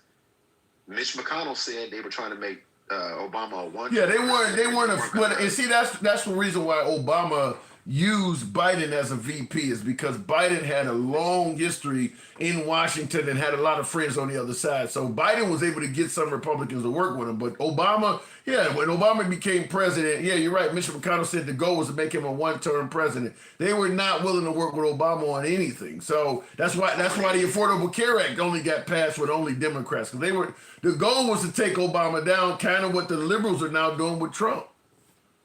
No, there's a big difference because here's the difference. And I told you this when I first met you. Morals, ethics, character, and integrity matter. The Democrats have given too much, if you ask me, over the last 4 or 6 years. What I mean by that is Chuck Schumer could have done this the first time, right? Okay. Remember when everybody got on his ass for voting with the Republicans Yep. to keep to fund the government? And the left. And now he's on the other side. It's the same bill. It's a clear, what they call it, a clear or whatever, clean bill or whatever. I mean, it's the same thing, but now he's on the other side. Now he's standing with the Democrats in resistance. Because he knows that, and the reason he had wiggle room then.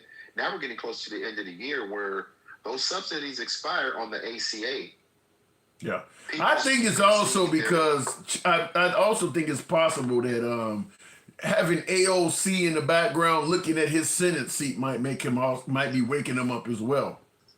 Yeah, I mean that's possible too, and everybody has their motivations. But I do believe that the United States of America and the power structure that's been in place, which is white people, white men in particular, are going to have to step up. because I don't think they're going to really, unless you're rich, you're not going to like the way this unfolds.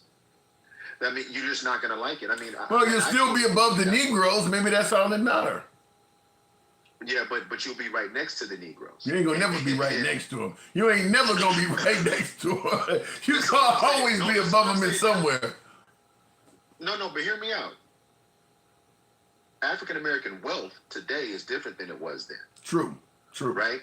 Yeah. So where white people think now, they may still think they're above us no matter if we got the same nickel in our pocket. That's one thing. But when financially and economically you are right there because this administration that you believed in. See, here's the thing, Tim. We sit on this app every day and we talk and we hear people from the right and they talk about these things like we're fear-mongering and all.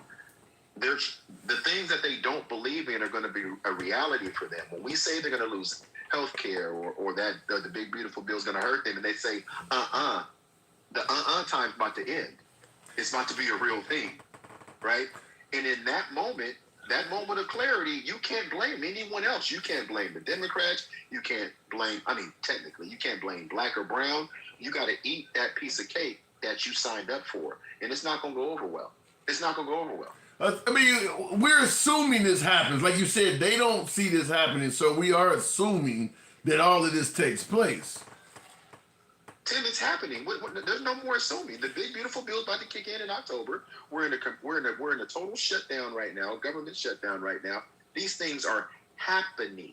There's no prognosticating or anything anymore. It's happening.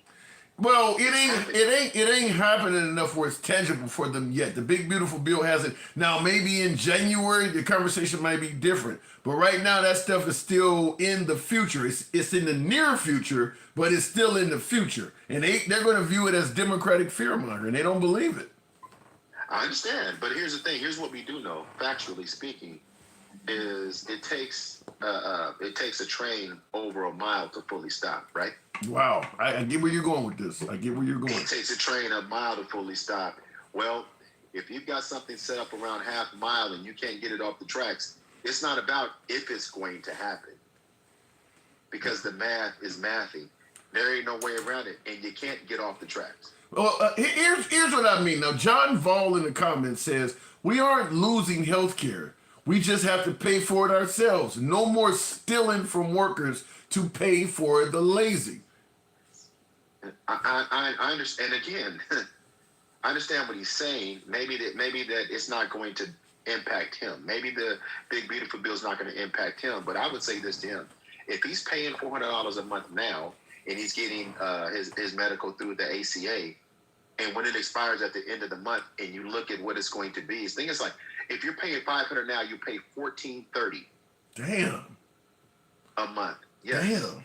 Something like that. So again, maybe it's not you, but the trickle down effect that it's going to have on the American people, we're not going to be able to avoid it.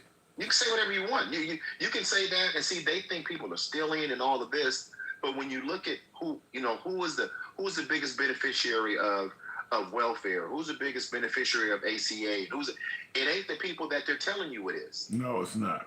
But I don't think you're ever going to get them to acknowledge that, because the black welfare queen has been the predominant recipient of welfare in their eyes for. At some point they're just not going to see that any different than that.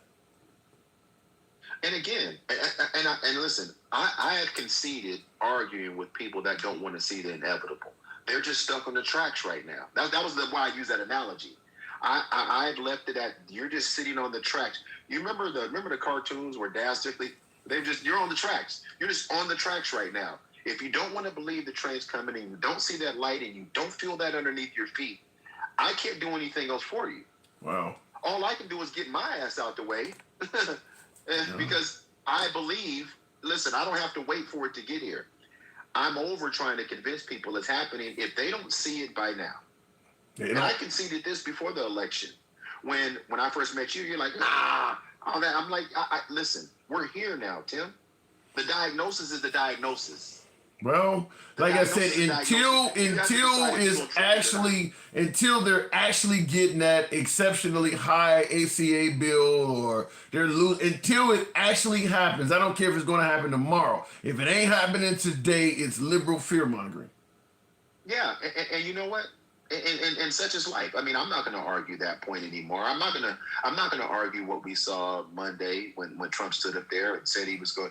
You know, I'm not debating that anymore. I'm not debating the propaganda on their side, talking to those generals. I'm not explaining that shit no more. If you don't believe what you saw, and you think that is fear mongering or whatever, then okay.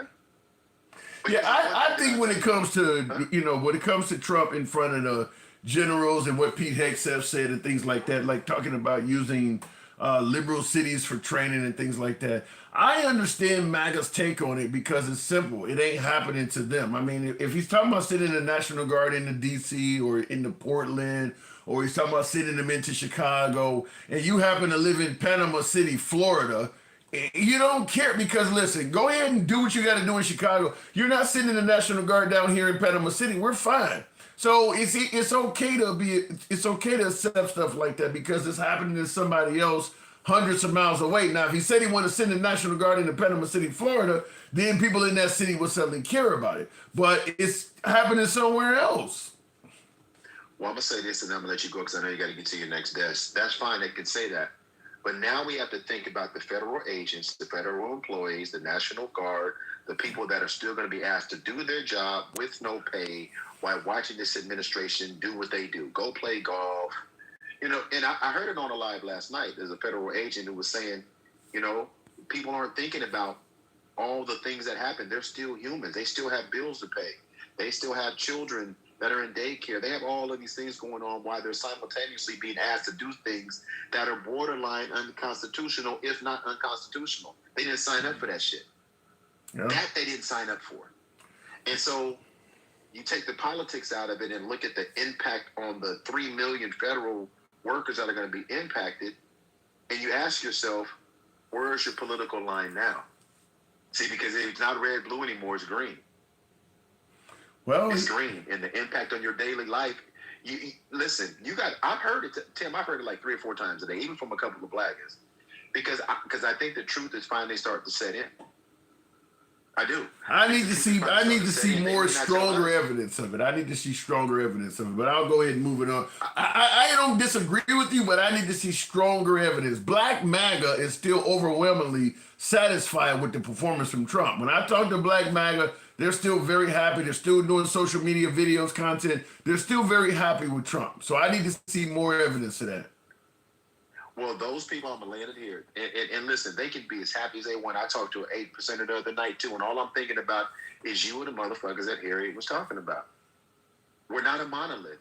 There are going to be people that don't agree with this. There are going to be black people that think that this white supremacy is fine. They had it back in slavery where there were slaves so emboldened to the slave master that they would sell out other slaves. It ain't new.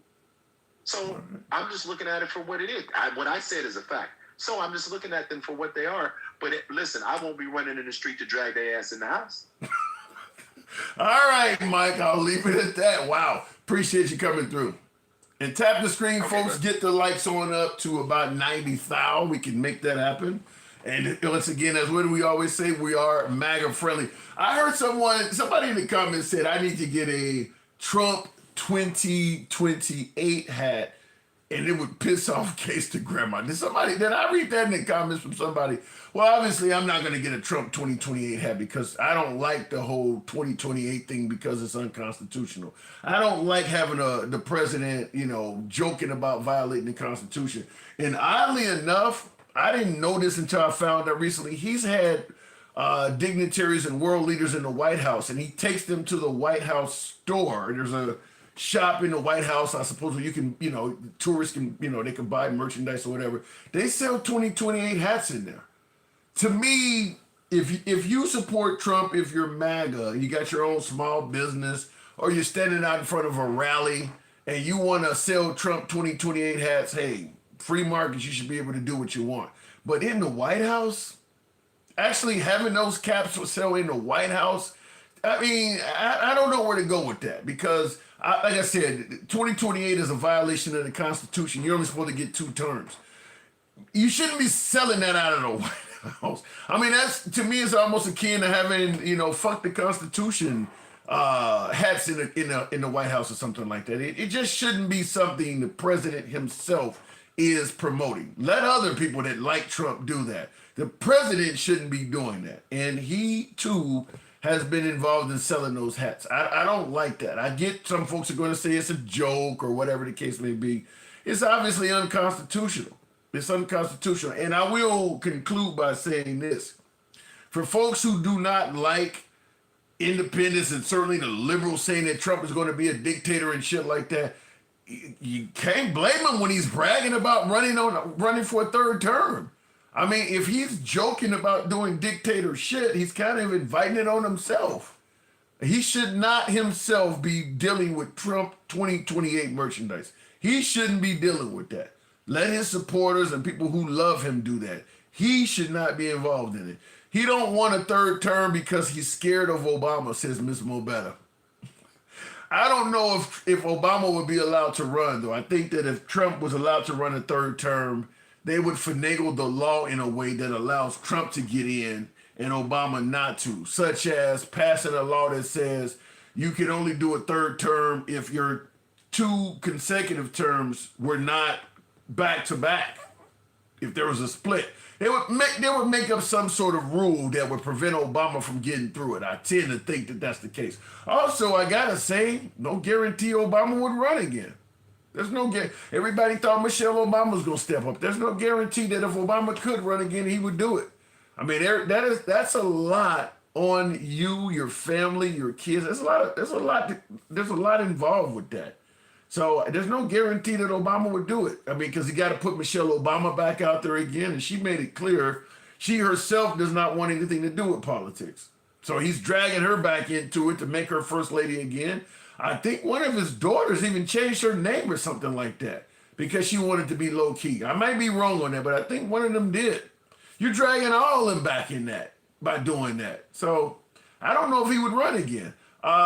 He would blow him out of the water, says Mr. Yeah, I do think if Obama ran against Trump, he would be incredibly competitive. He would probably, I do believe he would probably beat Trump. Yeah, but I don't think Obama would run again. I mean, you got all the money you need. I think the president gets $1 million vacation budget every year, something simple, something like that. He has a paycheck for life. Why would you get out? I mean, I guess love of the country, obviously, but I don't know. I think Obama probably wants to just spend the rest of his life surfing and playing a little hoops every now and then. I think it is hilarious that so many who talk about constitutional crisis haven't even read the Constitution. So many unconstitutional laws have been passed in the last 100 years. It's a good point, John. I don't disagree with that. Samuel L. Jackson would kick Trump's ass. You think if Samuel L. Jackson ran for the office, he would beat Trump? Well, I mean, Trump ran from a standpoint of being a celebrity, and obviously Samuel L. Jackson is a celebrity. He would definitely get the black vote, but you need a lot more than that. He would definitely get the black vote. Let me go back to the box. We'll go to Dencal. I think, what did I hit? Wait a minute, I hit James, I think. Is it James there? Can you hear me? I don't know. Let me try it again. Maybe it didn't come up.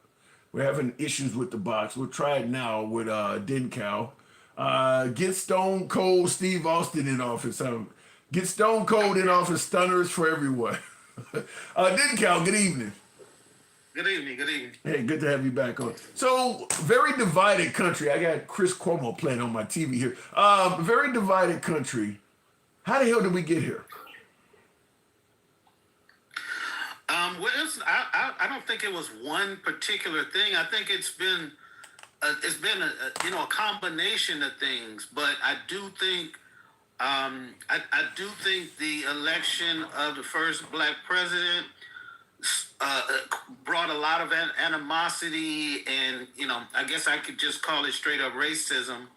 That by the time he was getting ready to leave office, they weren't trying to accept anything.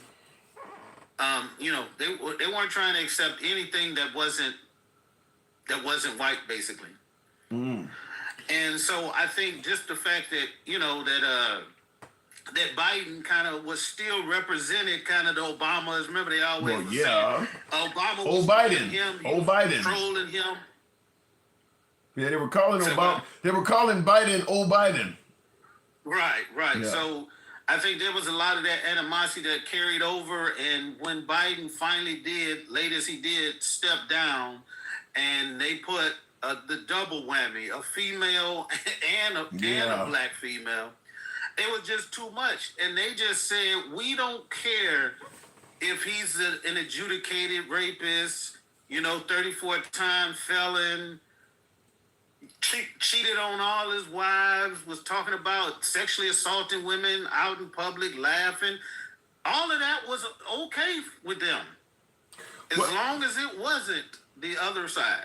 I don't know, Dick. I don't know if they believe that Trump is actually guilty of all that stuff. I think they think the 34 felonies were made up. They think the rape claims were made up. They think that that's what people do. That's what people do when they need to excuse their own behavior. Yeah, you can make yourself believe everything if you want to. It's people today that believe that Trump is a devout Christian. The dude ain't stepped inside a church unless it was a funeral in the last probably 30 years. He doesn't go by any of the tenets of the Bible. He used the Bible disrespectfully. He gassed people to walk in front of a dang on church with handed the Bible upside down. He's been selling leather-bound Bibles with the Constitution and the Bill of Rights in it, but the Constitution is missing almost all of the amendments that he doesn't like. Like they can. Wait a minute. You're saying that wait, hold on, because I am aware that Trump has a Bible that has the Constitution in it. You're saying that in the Trump Bible, the Constitution is missing many of the Bill of Rights? The amendments, yes. Yeah, the Bill of Rights. The ones, yeah. Yes, I will have to look up exactly one. Wow.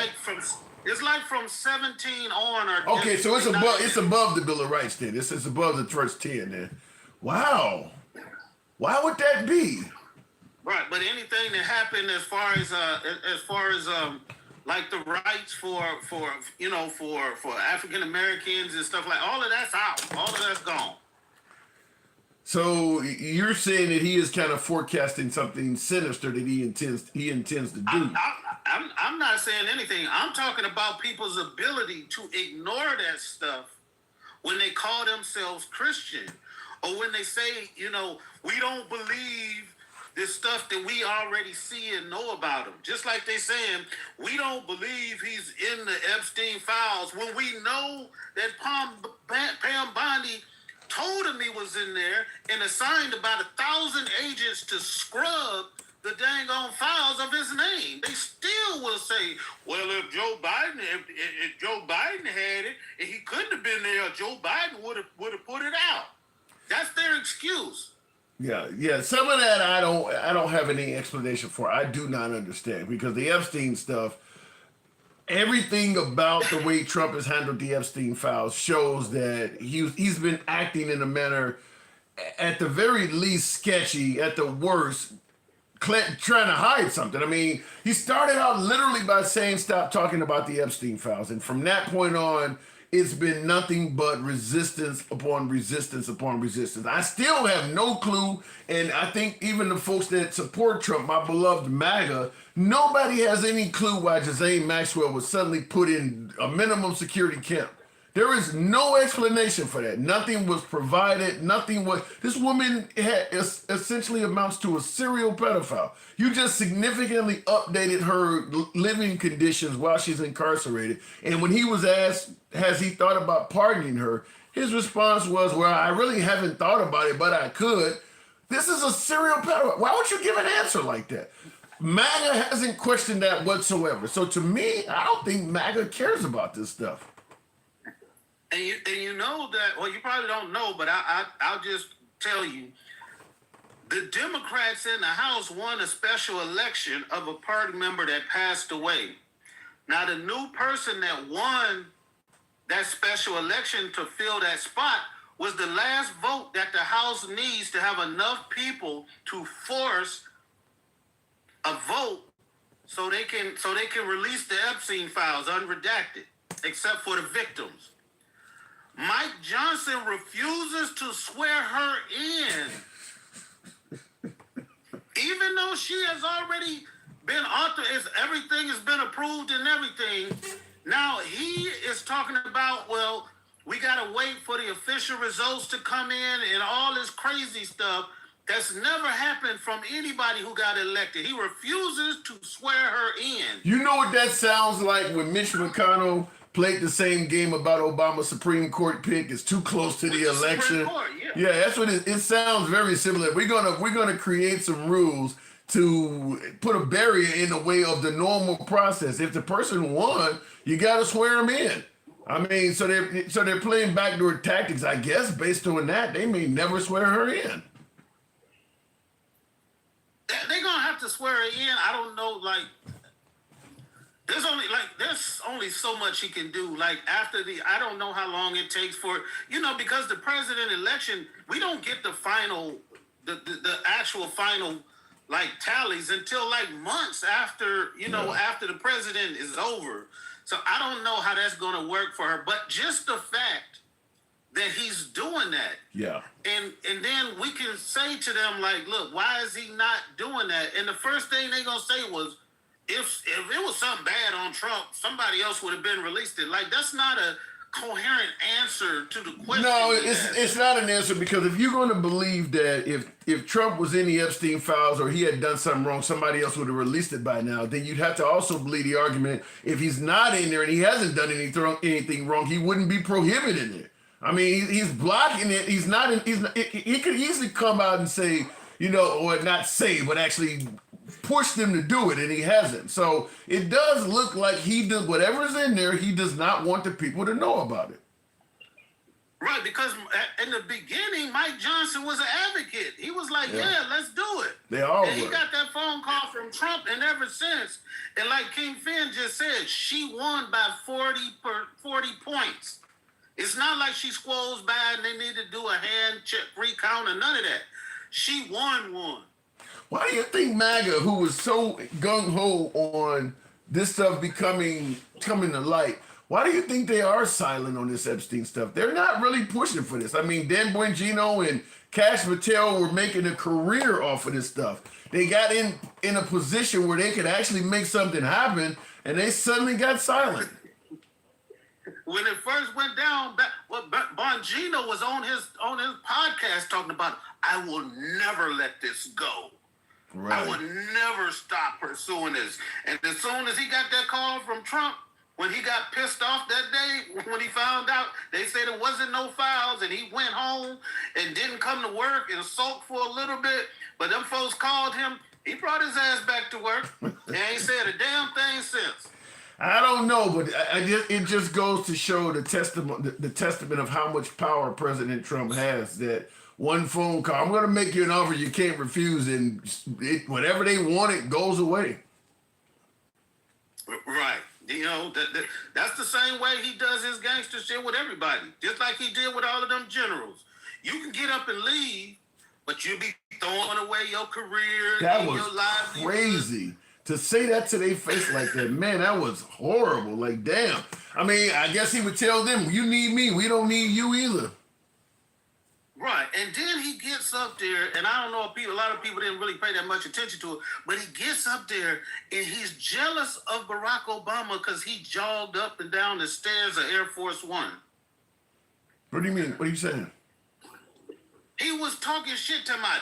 He came out with that little jog, and he was going up the stairs, and he said, I could do it too, but he was the way he was going up and down them stairs. I said, this motherfucker is jealous because a motherfucker can run up and down some stairs. He didn't like that Obama had that swag, you know what I'm saying? I gotta say, shoot ball with the young people. One thing I will say about Trump is he really holds grudges. He don't forget shit. He got a memory like an elephant. If you fuck him over, in his opinion, he gonna eventually get back to you. He don't forget shit. Right. And then he went to He froze all of the funding, the billions of dollars that were approved by Congress through the infrastructure thing to build those tunnels in New York. Just froze the money and said because of DEI. Well, you already know how I feel about that. I think I've been saying that on the show, how I feel about DEI. If DEI really means that these people are getting jobs that they're not qualified for simply because they're black or Hispanic or a woman or gay or whatever the case may be, my question is, if all of these folks lack merit, where are the fuck ups? Where are the Lincoln Riley examples? You know, Lincoln Riley, you know, she lost her life to an illegal immigrant, and that showed we need to secure the border because the border is open. Here's somebody that came in and killed an innocent American. Where are the DEI hires that was flying a plane and crashed and killed a bunch of people because they didn't have the merit? Like, where are the fuck ups? If all of these folks are getting jobs that they don't have the merit for, why are none of them fucking up on the job? That doesn't make any sense to me. Not one good example. They don't have one DEI Lincoln Riley example to make a point where somebody got a job they didn't deserve, and here this woman is a engineer of a locomotive, don't know what the hell she's doing, and she don't want to destroy the whole small town because she took a turn too fast or something like that. They're not presenting anything to show any of these people lack merit. They're just screaming DEI all over the place, firing minorities and women. Go ahead. Somebody brought one up to me. Somebody brought one up to me today. One person though. Let's not get out of context. He was talking about the guy who had rose to the top of the. It was one school system. I don't know if Des Moines, Iowa. The black guy in Des Moines, Iowa. Yeah, the black guy that was the immigrant that had somehow, and I'm like, how in the hell does he get to that position when he's gone through elections? He's gone against Republicans and other parties who have done their background checks on. I don't know how the hell he got to that. But point. even in that case, just like how the hell does an illegal immigrant get in the country or whatever the case may be, but even in that case, he was doing a good job though. The people in Des Moines it wasn't like he was a DEI that got this position as an illegal immigrant at the school system. They liked the guy. I mean, everybody was happy. In fact, until they started finding out that he was here illegally, they wanted him back. Yeah, they was outside protesting and everything for him. And that's what I told the guy. And I said, you cannot use that as an example that immigrants are coming, taking our jobs, because he was beating people with his intellect. You might as well call him a merit-based hire, because he was actually better than the Americans that were going for the position. I saw that on the news and I don't understand that. I mean, you got a $300,000 a year job as a superintendent of the state's largest school district, and he's had superintendent jobs of other school districts. Once you know Trump is out there lurking around with ICE, you got enough money, go get your ass a trailer or something and lay low for the next 3 years. There's no way in hell you should be working in a public school system knowing that you got a deport order against you. You should be hiding out in the trailer park somewhere. You got enough money to make it. Just live like a $40,000, $50,000 a year person and keep your shit in cash in that fucking trailer. You ain't doing nothing but walking to the store. Everywhere you go, you getting on public transportation, on the fucking bus. Nothing is in your name. Just lay low for 3 years. The next administration would probably be kind to you. So I don't know why he thought he could just sit there out in the open and do that. He had been doing it for so long, he thought his shit was airtight. He had to. Then they said they caught him and he had $3,000 cash and a pistol in the car. Yeah. Well, $3,000 in cash for a man that's making his kind of income ain't exactly a ton of money. And the same thing with the pistol. I mean, catching somebody in this country with a loaded gun on them ain't saying shit. But have you seen the pictures they using of him? Now this guy's in a suit and shit like that. I think he has some kind of corn. But the picture they're showing of him look like he done just straight robbed a bank. I mean, they found the worst picture. I haven't seen that one. I haven't seen the original one. If you see the one they showing on Fox News, is terrible. At that point. Let me stop this Basic hex. Let's see if I can find a picture. The picture they showing of him, it looked like he's just straight on the corner selling drugs or something like that. I mean, they just like with Trayvon Martin, you know, they try to dirty the person up. They found the worst picture of this dude, and he looks like, you know, when John Walsh on America's Most Wanted used to say, "And don't try to apprehend him." He looked like that. Now he been in the room for some of the most intelligent people, leading the room, the smartest man in the room. But they gonna find a picture that make him look like he would get tossed out of a local barber shop in the hood talking shit.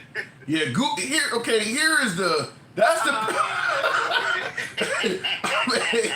I mean, like, now that's the same guy, but the guy in the suit is what he looks like now. The guy on the right is what Fox News is using. I'm like, come on, man. I mean, it's pretty obvious what you trying to do. Every news story on Fox News, they using that picture. I'm like, come on, man. And I just Googled him. Here for almost 30 years. Yeah. Because the dude got gray in his beard and shit now. They went and found the hardest looking. You know who he looks like in that picture? You ever seen the movie Heat with Al Pacino and Robert De Niro? The State Farm insurance guy that was driving the getaway car that got shot in the head during the bank shootout. That's who he looks like in that picture. When the guy was like, fuck it, yeah, I'd go, and he leaves his job and he drives as a getaway driver in the Lincoln, and they pop him in the head during the main bank heist. That's what this guy looks like. But Fox News, when it found like literally the worst picture you can find of this dude. Like, hey, that's what they do, man. Yeah. Hey, before I go, man, it's back to that meeting he had with senior military, man. That was so disturbing for me, man. From being I was nowhere near the level of them people, but for them to be listening to a mid to low level officer in like the National Guard or whatever he was in, and draft dodger who got out on the 5th time off of Spurs, tell these men who have been in the jungles of Panama, they have been in Cuba, they have been in Kosovo, they have been all in skirmishes all around this world. They lead entire battle groups. They lead whole continents full of American soldiers into battle. Listen to them tell them what military ethos, what do they call it? The combat ethos or the warrior ethos is. And this dude is on goddamn TV, can't even do damn pull-ups correctly. I saw that video. I have seen that. And by the way, he made it clear they had to be so insulted, man. Yeah.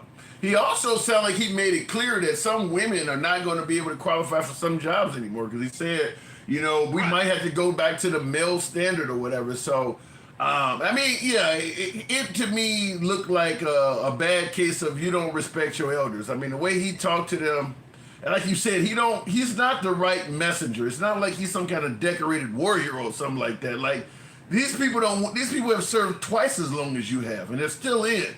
And you coming through and pretty much telling them how to do their job to that level, it was mad disrespectful, as somebody said in the comments. He could at least had the leader of the Joint Chiefs of Staff, who was handpicked by Trump, have him present this stuff.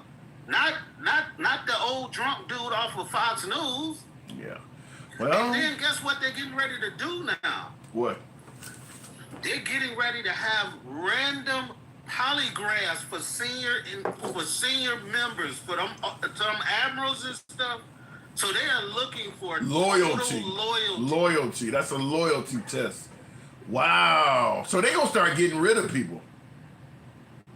They are, and I hope as many of them try to stay, because like Jack Nicholson said in that movie, A Few Good Men, we need them on that wall. We need some of them brave men to be in the breach, man, to protect their soldiers. To protect, they talking about now we gonna let them put hands on the soldiers now. They don't understand that ship is passed. But here's what I don't understand though. Why don't MAGA see a problem with that? When you start talking about giving top brass polygraph tests. I mean, the writing's on the wall. You intend to fire some of these people. You're looking for reasons to make up excuses to get rid of folks. We know. I mean, you wouldn't let Pete Hegseth or Trump get a polygraph. You know they're not going to pass everything. So we already know the writing on the wall. What questions do you think they're gonna be asking them?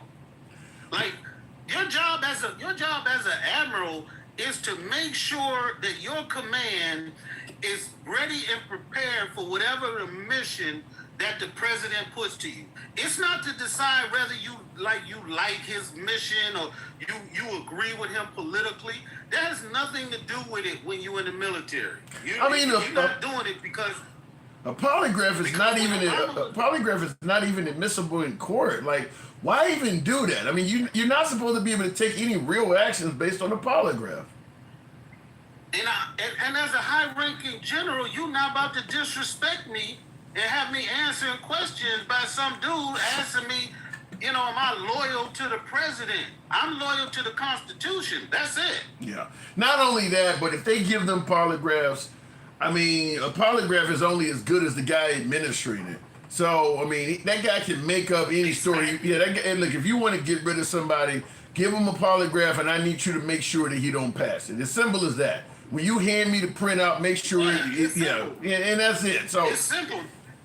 It's simple. They can get up there and say, "Hey, is your loyalty to the Constitution or the President of the United States?" They know what it's going to say. That's going to be enough for them to say, "Well, this guy's not loyal enough, and he got to go." Is any of that getting rid of top brass? Is any of that in Project 2025 or Agenda 47?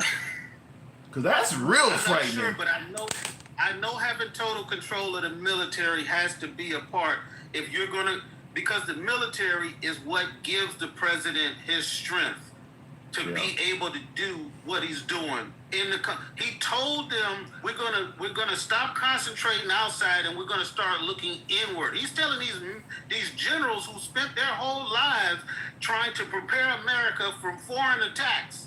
He's trying to tell them now, don't worry about China and Russia. We need to start attacking these Americans. He said we're being attacked from the inside. Yeah. Where? Where are we being he attacked? said Portland was a war zone. So I don't know, man. And they showed on TV that somebody was showing him pictures from back when they was doing the Chaz and that kind of shit like that. But it wasn't. They was showing them from 5 years ago.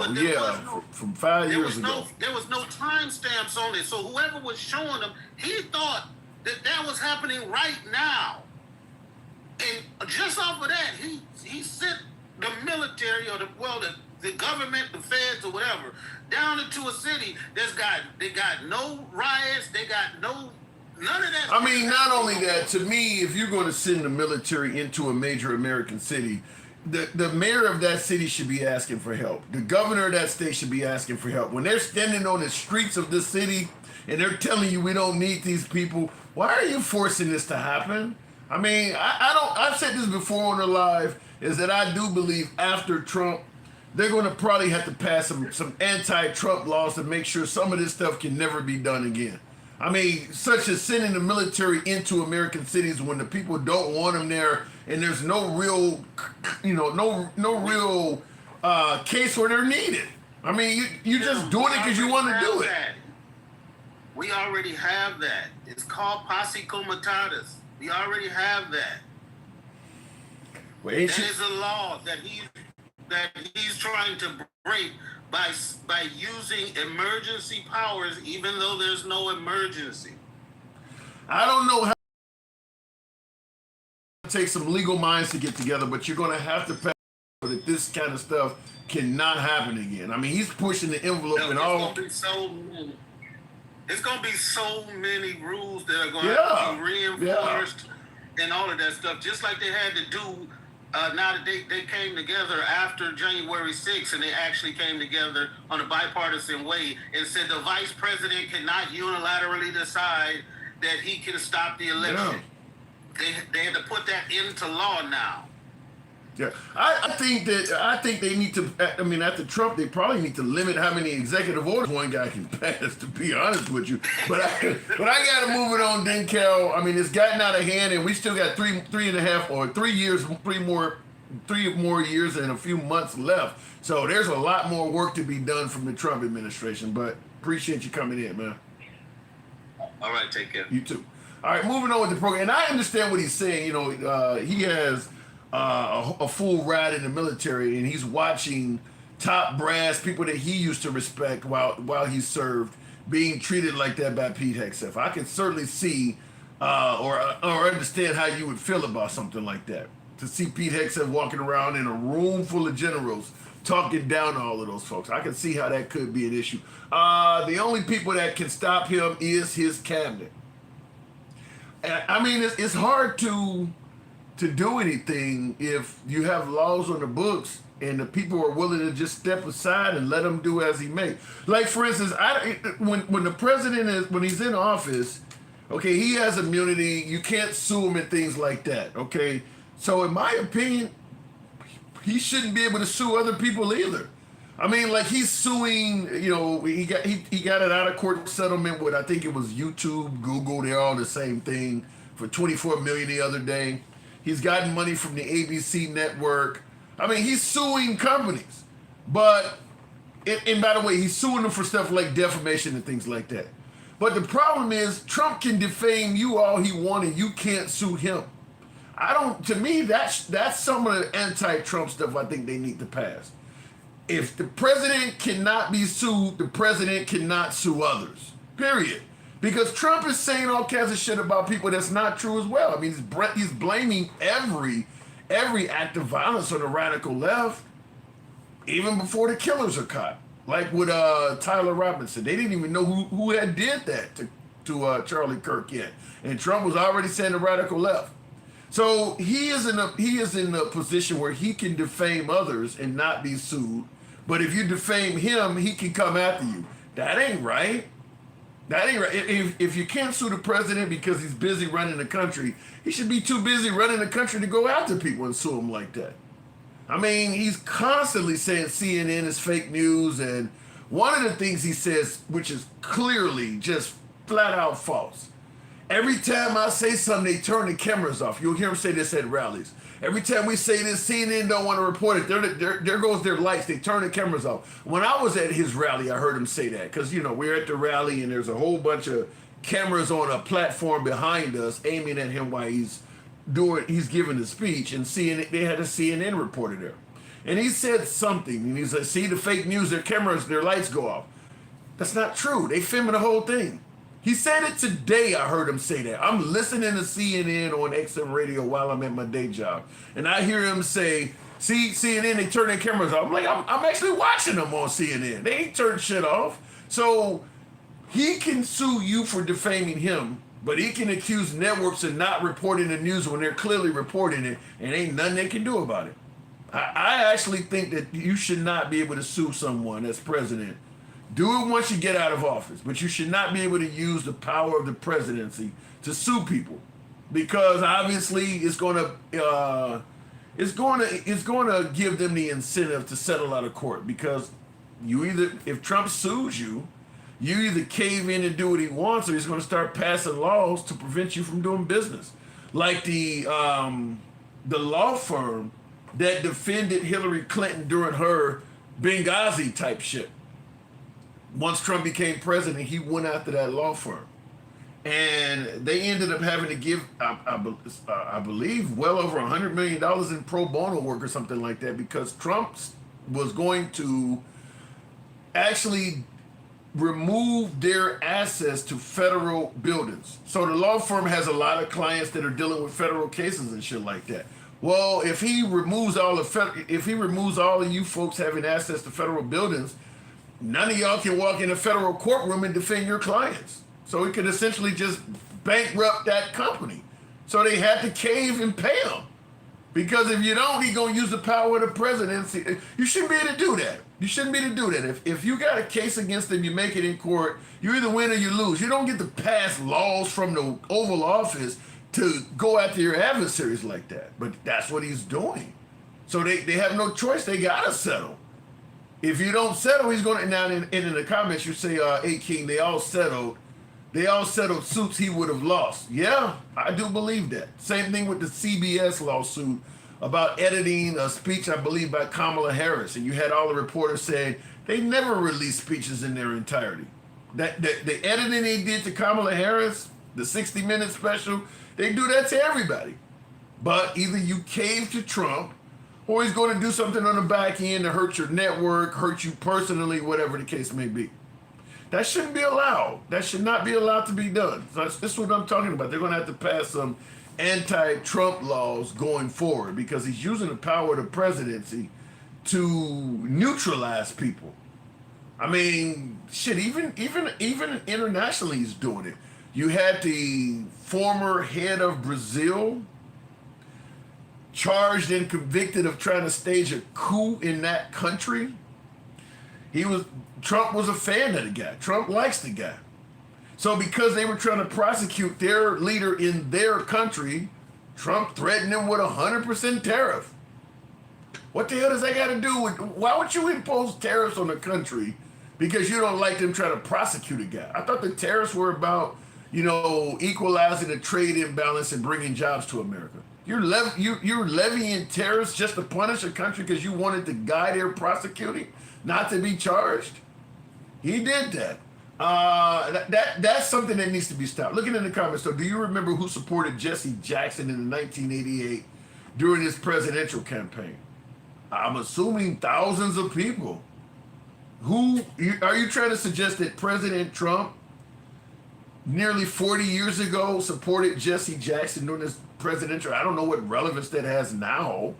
I mean, Trump is on video saying he identifies as a Democrat. He's on video saying he's not Christian. He's on video saying you don't need a high-capacity magazine. What does that got to do with now? I mean, Trump has said a whole lot of things that changed his mind later on.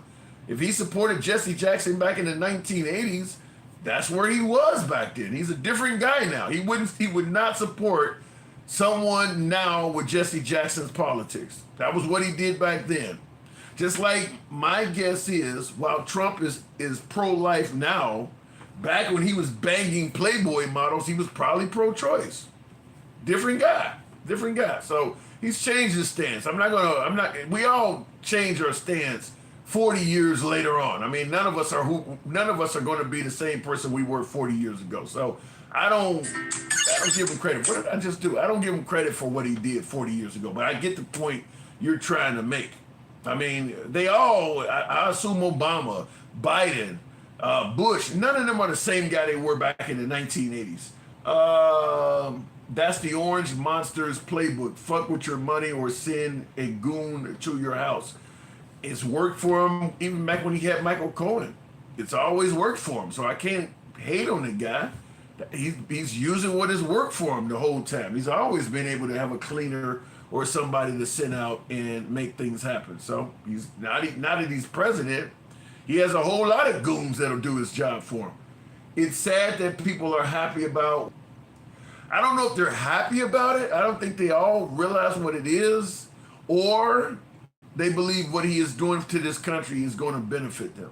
So you're getting a different standpoint from different angles. I don't know what happened. I think my phone just died. TikTok. I see that dance. I don't know what just happened with TikTok. I think my phone died out, but because I was about to go to the next caller, and next thing I know, it went black. So I got it charging. Michelle is the guy back on the 90s. Michelle is the guy back on the 80s. What do you mean by that?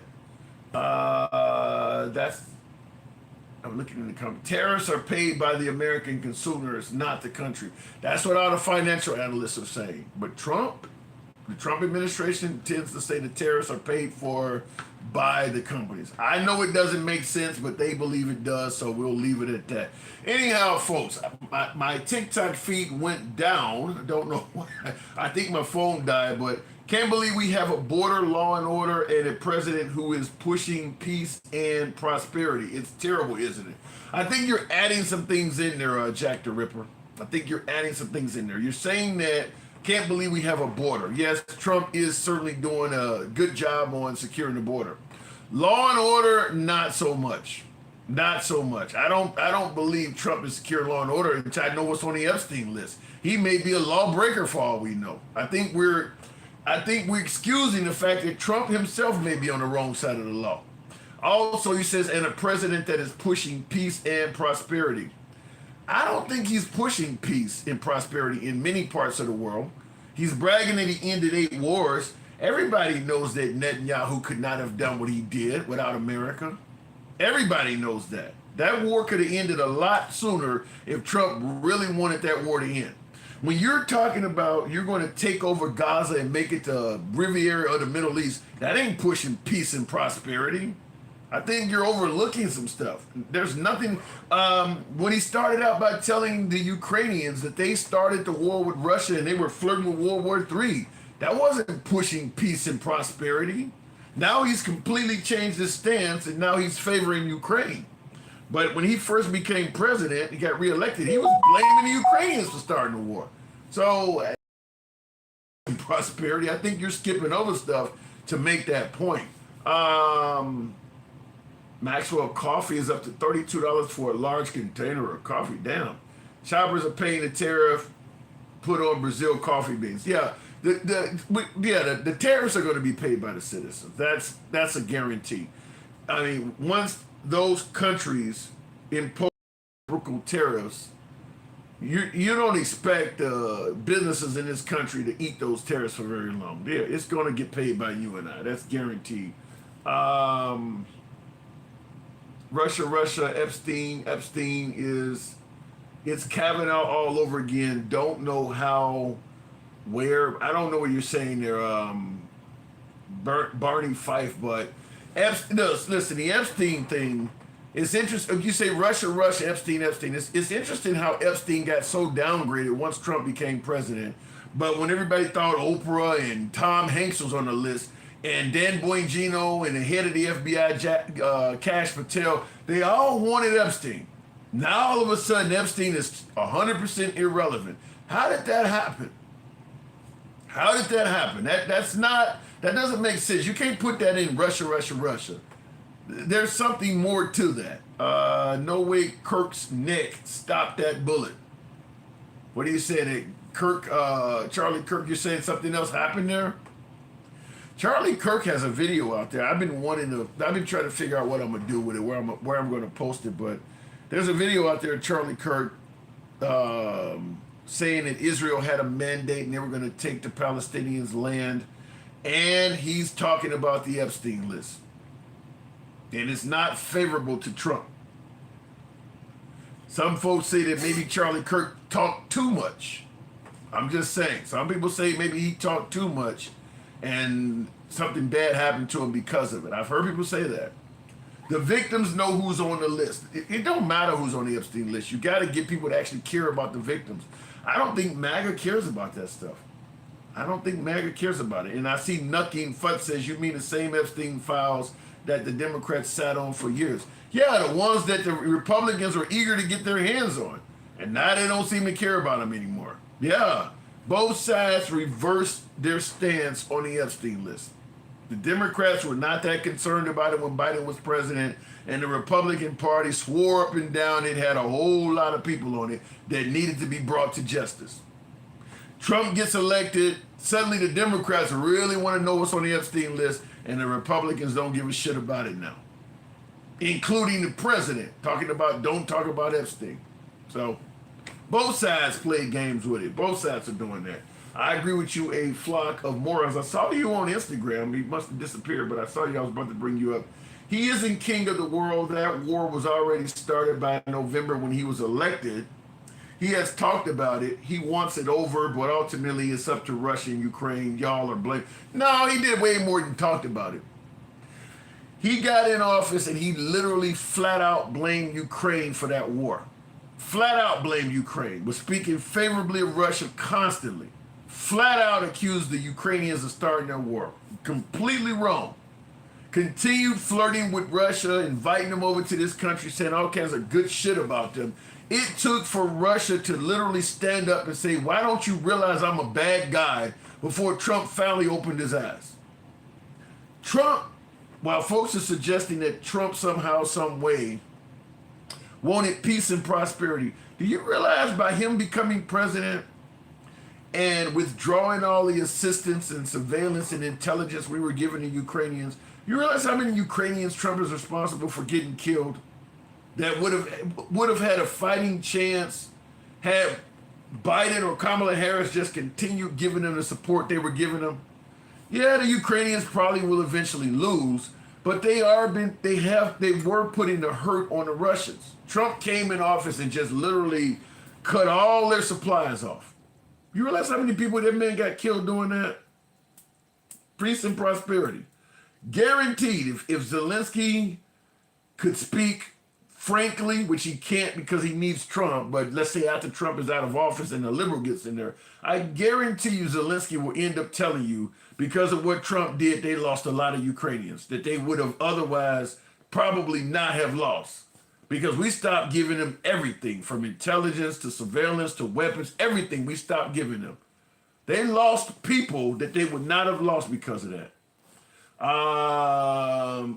No comparison. Nobody cried about the fouls nearly as much as the Democrats do now after literally having the foul. That ain't true. I don't agree with that knucking futz.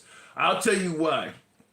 Dan Bongino and Kash Patel, they literally made an internet career talking about Epstein.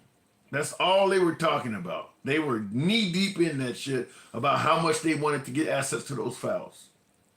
Candace Owens was doing a lot of it. There's a few other podcasters, but Dan Bongino and Kash Patel really made a killing financially off of constantly talking about that Epstein stuff. So I disagree with you when you say that nobody cried about the files nearly as much as Democrats. They were really talking about that shit a lot until all of a sudden Trump got elected and put them in a position of power where they should have been able to get the files, and now they're providing nothing. So I disagree with you. Both sides wanted the files when the opposite side was in power. They're all playing games and they're all playing in our faces. I agree with you, Flock. I agree with that 100%.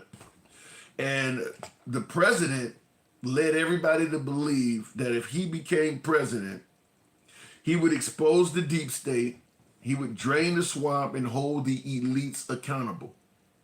Everybody believed that if Trump became president, you would know what was in regards to that Epstein stuff would come to light. There is no way in hell this time last year, October of 2024, I would have been able to convince anybody on the MAGA side of the aisle that supports Trump. I would have not been able to tell them, you know, a year from now in October 2025, you're going to still be wondering what's in the Epstein files, and Ghislaine Maxwell is going to be sitting in a minimum security camp. Nobody on the right would have believed that. Nobody. That her situation, that once Trump becomes president, her lifestyle in prison is going to be upgraded to a minimum security camp, and you're still not going to know what's on the list a year from now. MAGA would have, and I'll tell you something. I'll tell you something else.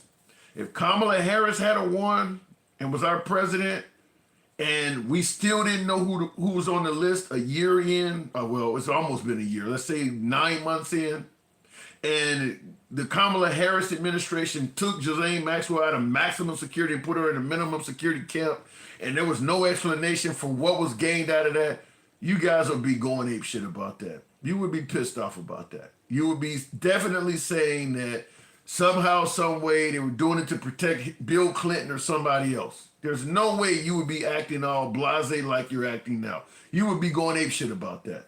So the Democrats have a reason to be saying something.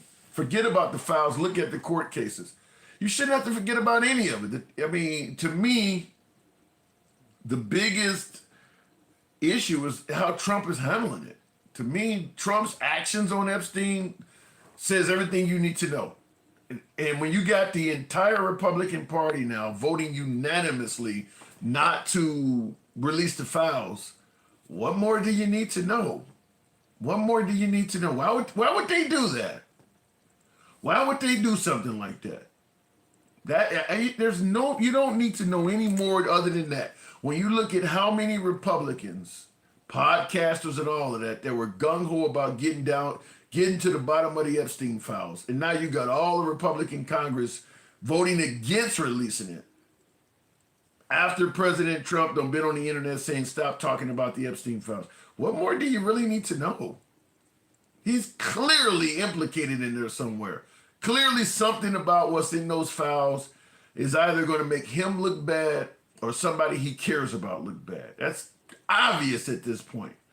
Anybody denying that is just blindly defending the man. I would say the same thing even if it was my own dad hiding that shit. I would go to my dad, why are you doing this?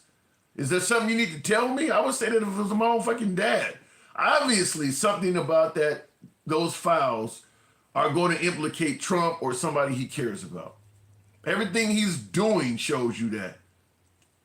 I mean, I guess we could make up some kind of excuse why he's innocent, but it don't pass the smell test. How he become president and immediately tweet out, stop talking about Epstein to everybody. That doesn't pass the smell test. Tim, you want empathy for a law firm being sued? No, I don't want empathy for it. I'm calling it out. I don't think the president should be able to sue law firms while he's president. I just don't. I mean, if you're going to go on TV, you're talking about the fake news media, and you're always saying things about others that are false. You shouldn't be in a position where you can sue people for saying false things about you. You're demanding that Jimmy Kimmel, Jimmy Fallon, Seth Meyers be taken off television because they're saying negative things about you. But every time you're in front of the cameras, you're saying negative things about people. Should they take you off the TV? I'm just simply saying there's got to be some kind of fairness to it. I mean, he criticizes people all the time on TV. But Fallon and Myers can't do it. The View is wrong for doing it. But it's okay for you to do it. It's okay for Greg Gutfeld on Fox to do it, but Jimmy Kimmel is wrong for doing it on ABC. Some of that ain't, I agree with you, Paul. Do what I say, not what I do. To me, that's what it seems like. I mean, if you want to play it fair, you cannot be actively doing what you're criticizing others for. And he's doing that. He is actively doing what he's criticizing other people for doing. And demanding that they either stop doing it or face some kind of consequence. And he's doing it. That, to me, that's where there's a problem on it. I don't know if it's the hypocrisy of it looks crazy. Don't worry, Trump will slip up. No, I think Trump's going to ride off into the sunset, a very wealthy old man, and he's going to live a nice life. I don't think Trump's going to ever be facing. I think he's going to be fine. I don't think he's going to face any kind of punishment or accountability. Because he does have the right to just pardon himself on the way out of office, which he probably will do. If he leaves office, he'll just write a very lengthy pardon for him and everybody he knows, and that'll be it for it. So he'll be fine. Who's not going to be fine is a lot of people that have done his bidding. Those lawyers that have brought cases that they knew were not legitimate cases. And that's what happened during his first term. He did fine, and a lot of people that associated with him, the Giulianis, the Mike Lindells, the Sidney Powells, they paid a price, but he'll be fine. Trump's going to, like I said, he's going to ride off into the sunset with generational wealth, and he'll live to be an old man, which he already is. So he'll do fine. Hunter got pardoned. Yeah, and you guys had a problem with it. Wait till you see how many people get pardoned when Trump leaves office. You think Biden pardoned a lot of people. The Flynn's, the Bennons. It's going to be a ton of folks that are going to get pardoned. And just like with the Epstein list, you're going to be okay with it. The same folks who were criticizing the Democrats for not releasing the Epstein list, criticizing Biden for pardoning people on the way out, you're going to suddenly be okay with it when Trump does it. I can tell you that now, 3 years plus before it even happens. You're going to suddenly find like it's okay to do it. Well, Biden did it back in 2024, so it's okay now.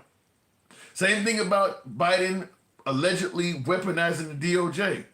Once Trump started doing it, you suddenly became okay with it. It's okay when he does it. Anything you complained about, it suddenly is okay when Trump starts doing the same thing. There's no denying Trump is weaponizing the DOJ. That was a major issue when they were claiming Biden was doing it. Now it's okay. It's okay now. They will start asking about the Epstein files again. Well, there is no statute of limitations on that. On grape, I think there's no statute of limitations on that. So it could keep coming up. After the Tylenol incident, Dems disqualified from this conversation. What? Really? That's, to me, Tylenol just like I said, the president should not be able to sue people because people can't sue him. To me, Tylenol should have a case against President Trump. They should absolutely have a case against him. I mean, if your problem was with acetaminophen, point out acetaminophen. There's a lot of different brands that sell acetaminophen. He went straight after Tylenol. What about all the other brands you didn't go after? Your local grocery store sells generic brands. CVS has a brand of acetaminophen. You didn't call them out. Why didn't you only go after Tylenol? I'm going to just be honest with you. My personal speculation is it wouldn't surprise me if it came out that he had beef with somebody that worked at Tylenol. It would not surprise me. But most of your local drugstores and stuff like that, like Walgreens has a generic brand that their name is on that sells acetaminophen. I'm making this mistake. Why didn't you go after them? Why are you only going after Tylenol? Tylenol has a lawsuit against him. It's just he's got the power of the presidency behind him, and if he decides to sue them, Trump is going to use his power as president to pass some kind of law or something where they can't sell their product or they can't operate. But if he was just a regular citizen, they got a case against him. He don't have any solid evidence that Tylenol is as dangerous as he claims. They got little case studies here and there, but they don't have anywhere near enough of a case to make the statements they made about Tylenol. And obviously, we all know Tylenol has a lengthy history of success in this country. So they have a case against him. Tylenol does. Maybe they'll wait until he's at their office and go after because when he passes away, you can still go after his estate. You can take the money from Barron or Don Jr., whoever gets his inheritance, go after his estate. I mean, you can go after Melania. All of them are rolling off into the sunset with a fortune. But to me, Tylenol has a case against him. And I see in the comments, William says Tylenol will wait until he leaves office to sue the government because these companies scared. Yeah, I believe they do have a case against him. And I do believe it might go down just like you said, where they may just wait till he's out of office, where he can't use the power of the Oval Office to take revenge on him. Because if a liberal gets in there, a liberal's going to let that case go wherever it want to go. So if you get a liberal in there, you're free to sue him. And I believe that absolutely will happen because he went way too far, in my opinion, in regards to what they said about Tylenol. Him and Kennedy, they don't have any evidence of that. That was just a case of ignorance. Yeah, it's a case of ignorance, but it cost Tylenol probably millions of dollars. Their stock dropped huge. I think they lost like 25% in stock value the moment that was said. So they got a huge case against him. It don't matter if he pardoned black people. If they were wrong, they actually should have went to prison too. Wrong is wrong. Don't justify your crap. Yeah, I don't disagree with that. Trump won't be around much longer. Well, shit, he's 80 years old. He won't be around 15 more years. But he could literally be 90. Obviously he has the best health care imaginable. So he may make another 10 years. It's not impossible. Ted Cruz said people need to stop attacking pedophiles. Somebody else brought that up earlier. I didn't hear that, but damn, did he really say that? People need to stop attacking pedos. Jesus. Just come out and say leave Trump alone. Wow. Okay, Brian Sneed, you said you got a question. Swede, rather. What's your question there? Since I'm only on YouTube now, in Instagram. Don't stand on a moral stump now, Tim. Democrats started the lawfare. Draco, I'm just going to simply say what I keep saying. If you had a problem with it when Democrats were doing it, you should have a problem with it now. If all of a sudden all of the shit you complained about is okay to ignore now because your side is doing it, then you don't have a stump to stand on either. You don't have any consistency. If you don't care about the Epstein list or you don't care about a weaponized DOJ, you don't care about any of this stuff because it's happening for your side, then yeah, you don't have a moral ground either. I didn't see what the question was. It says, why have no high-profile U.S. political figures been criminally charged in connection with Jeffrey Epstein's trafficking network, despite credible allegations, flight logs, and photographs? Fear. One word, fear. You're asking why has no high-profile U.S. political figures been criminally charged in connection with Jeffrey Epstein's trafficking network despite credible allegations, flight logs, and photographs? My answer is fear. Not knowing what the Trump administration will do to you while feeling confident that nobody's going to stop him from doing whatever that may be is going to keep people at bay. Fear is why nobody has been charged, in my opinion. And there could be some of that residual even from the Biden administration, because there were high-powered people on that list. So even without the power of the Oval Office, some of these folks, they're multimillionaires in their own right. They can do shit to you. Just like Stormy Daniels, claimed that somebody approached her with her daughter and told her it would be a shame if something happened to her daughter. Trump was not president yet. He's just a wealthy guy. A wealthy guy can do shit to you without having the Oval Office behind him. So fear. You got a whole list of wealthy people. Fear. You got, even in that P. Diddy case, one of the victims is saying she still is scared of the guy. Fear. The person got all that money. They can make anything happen. So I do believe it might be fear. Katie Johnson was an Epstein victim who Epstein sent to Trump. Democrats were supporting her in 2016 and still do. What is your point? You say Katie Johnson was an Epstein victim who Epstein sent to Trump. Democrats were supporting her. So Democrats were supporting the victim in 2016 and they still support the victim. Okay, that's consistency. I don't see nothing wrong with that.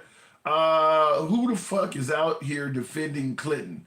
All these MAGAs want to go on about Billy, but I haven't heard a single Democrat defend him. That is true. Ain't nobody defending in modern times Bill Clinton. That is true. They're defending Trump, though.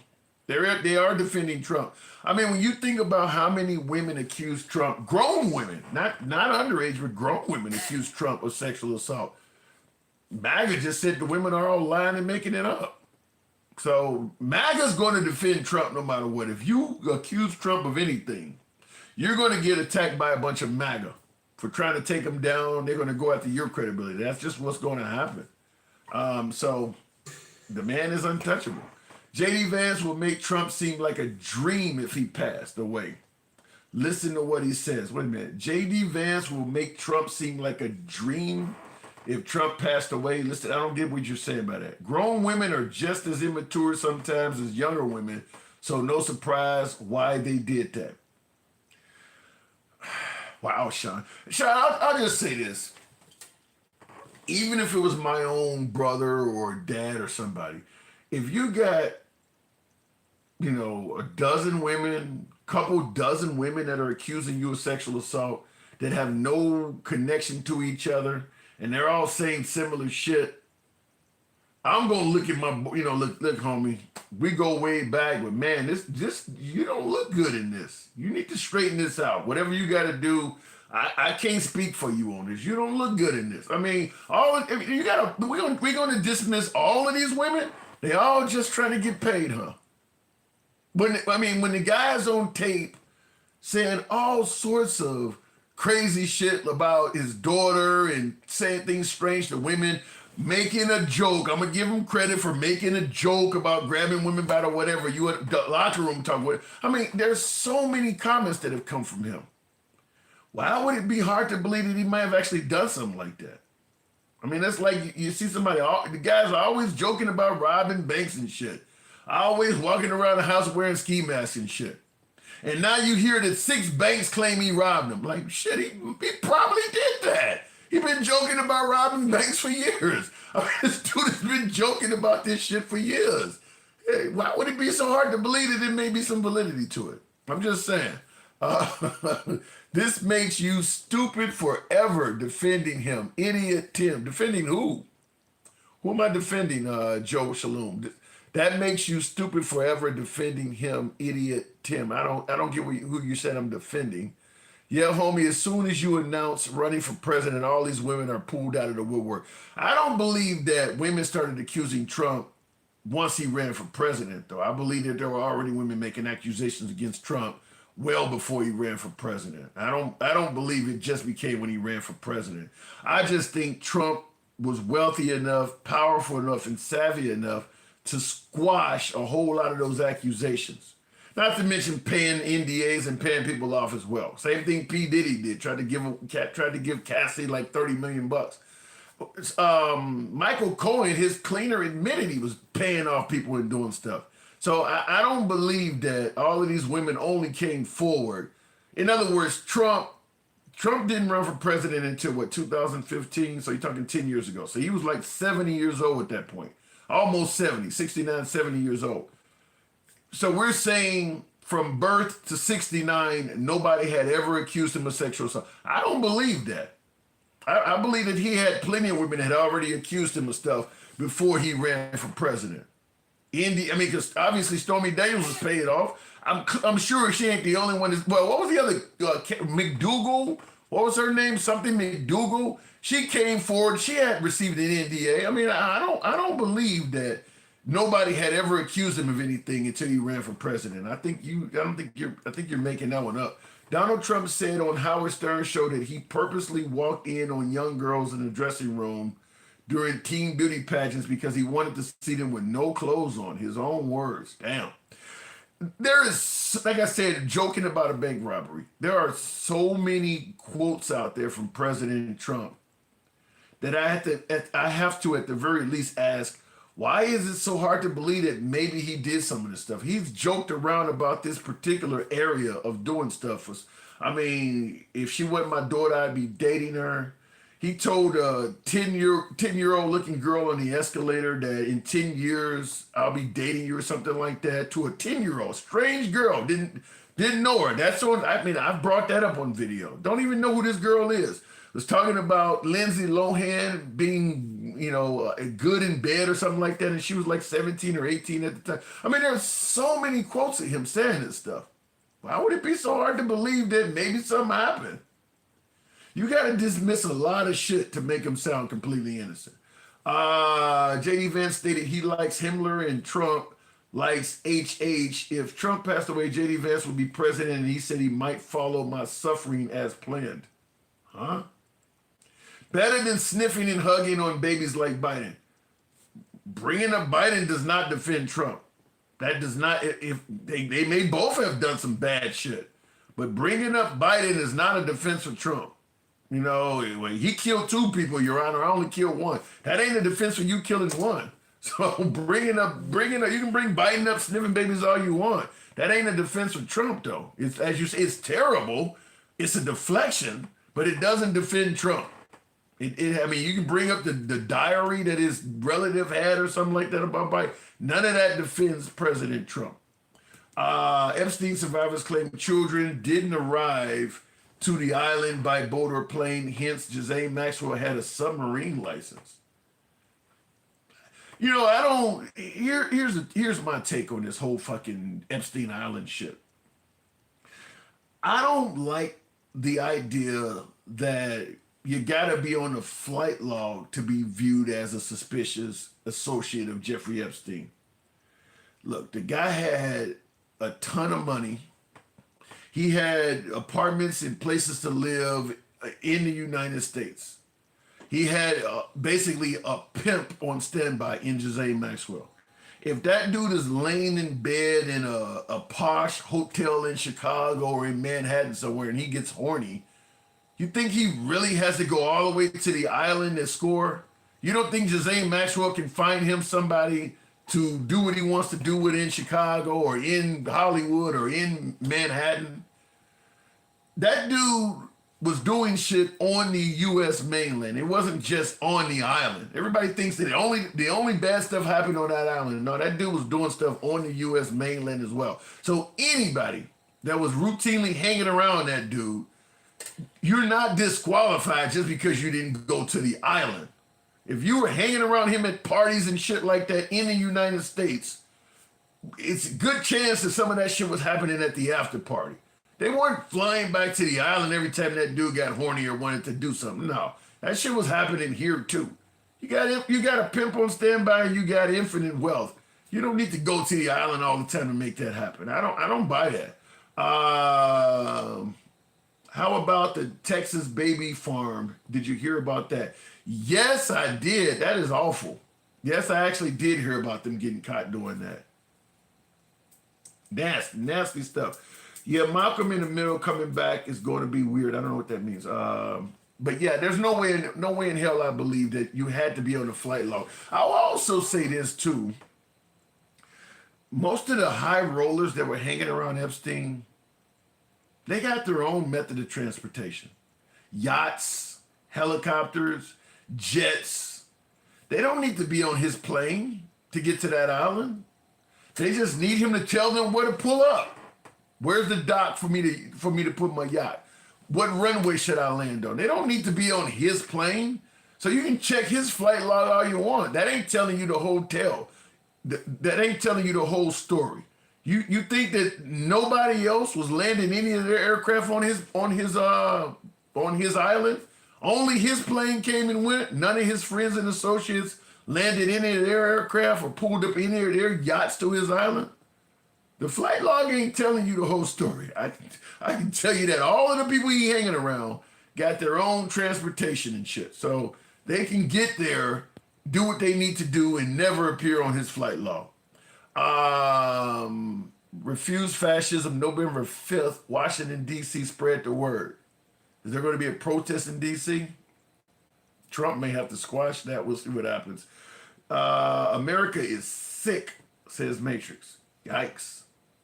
Anyhow, folks, as always, you know I got to do what I got to do at my day job. We remain MAGA friendly. We don't block, ban, or censor. Follow the program if you're on Instagram. Give your boy a sub if you're on YouTube. But nevertheless, I got to get my ass up early. I'll catch you guys tomorrow. Drop your boy a sub. Enjoy talking to you. Got to go.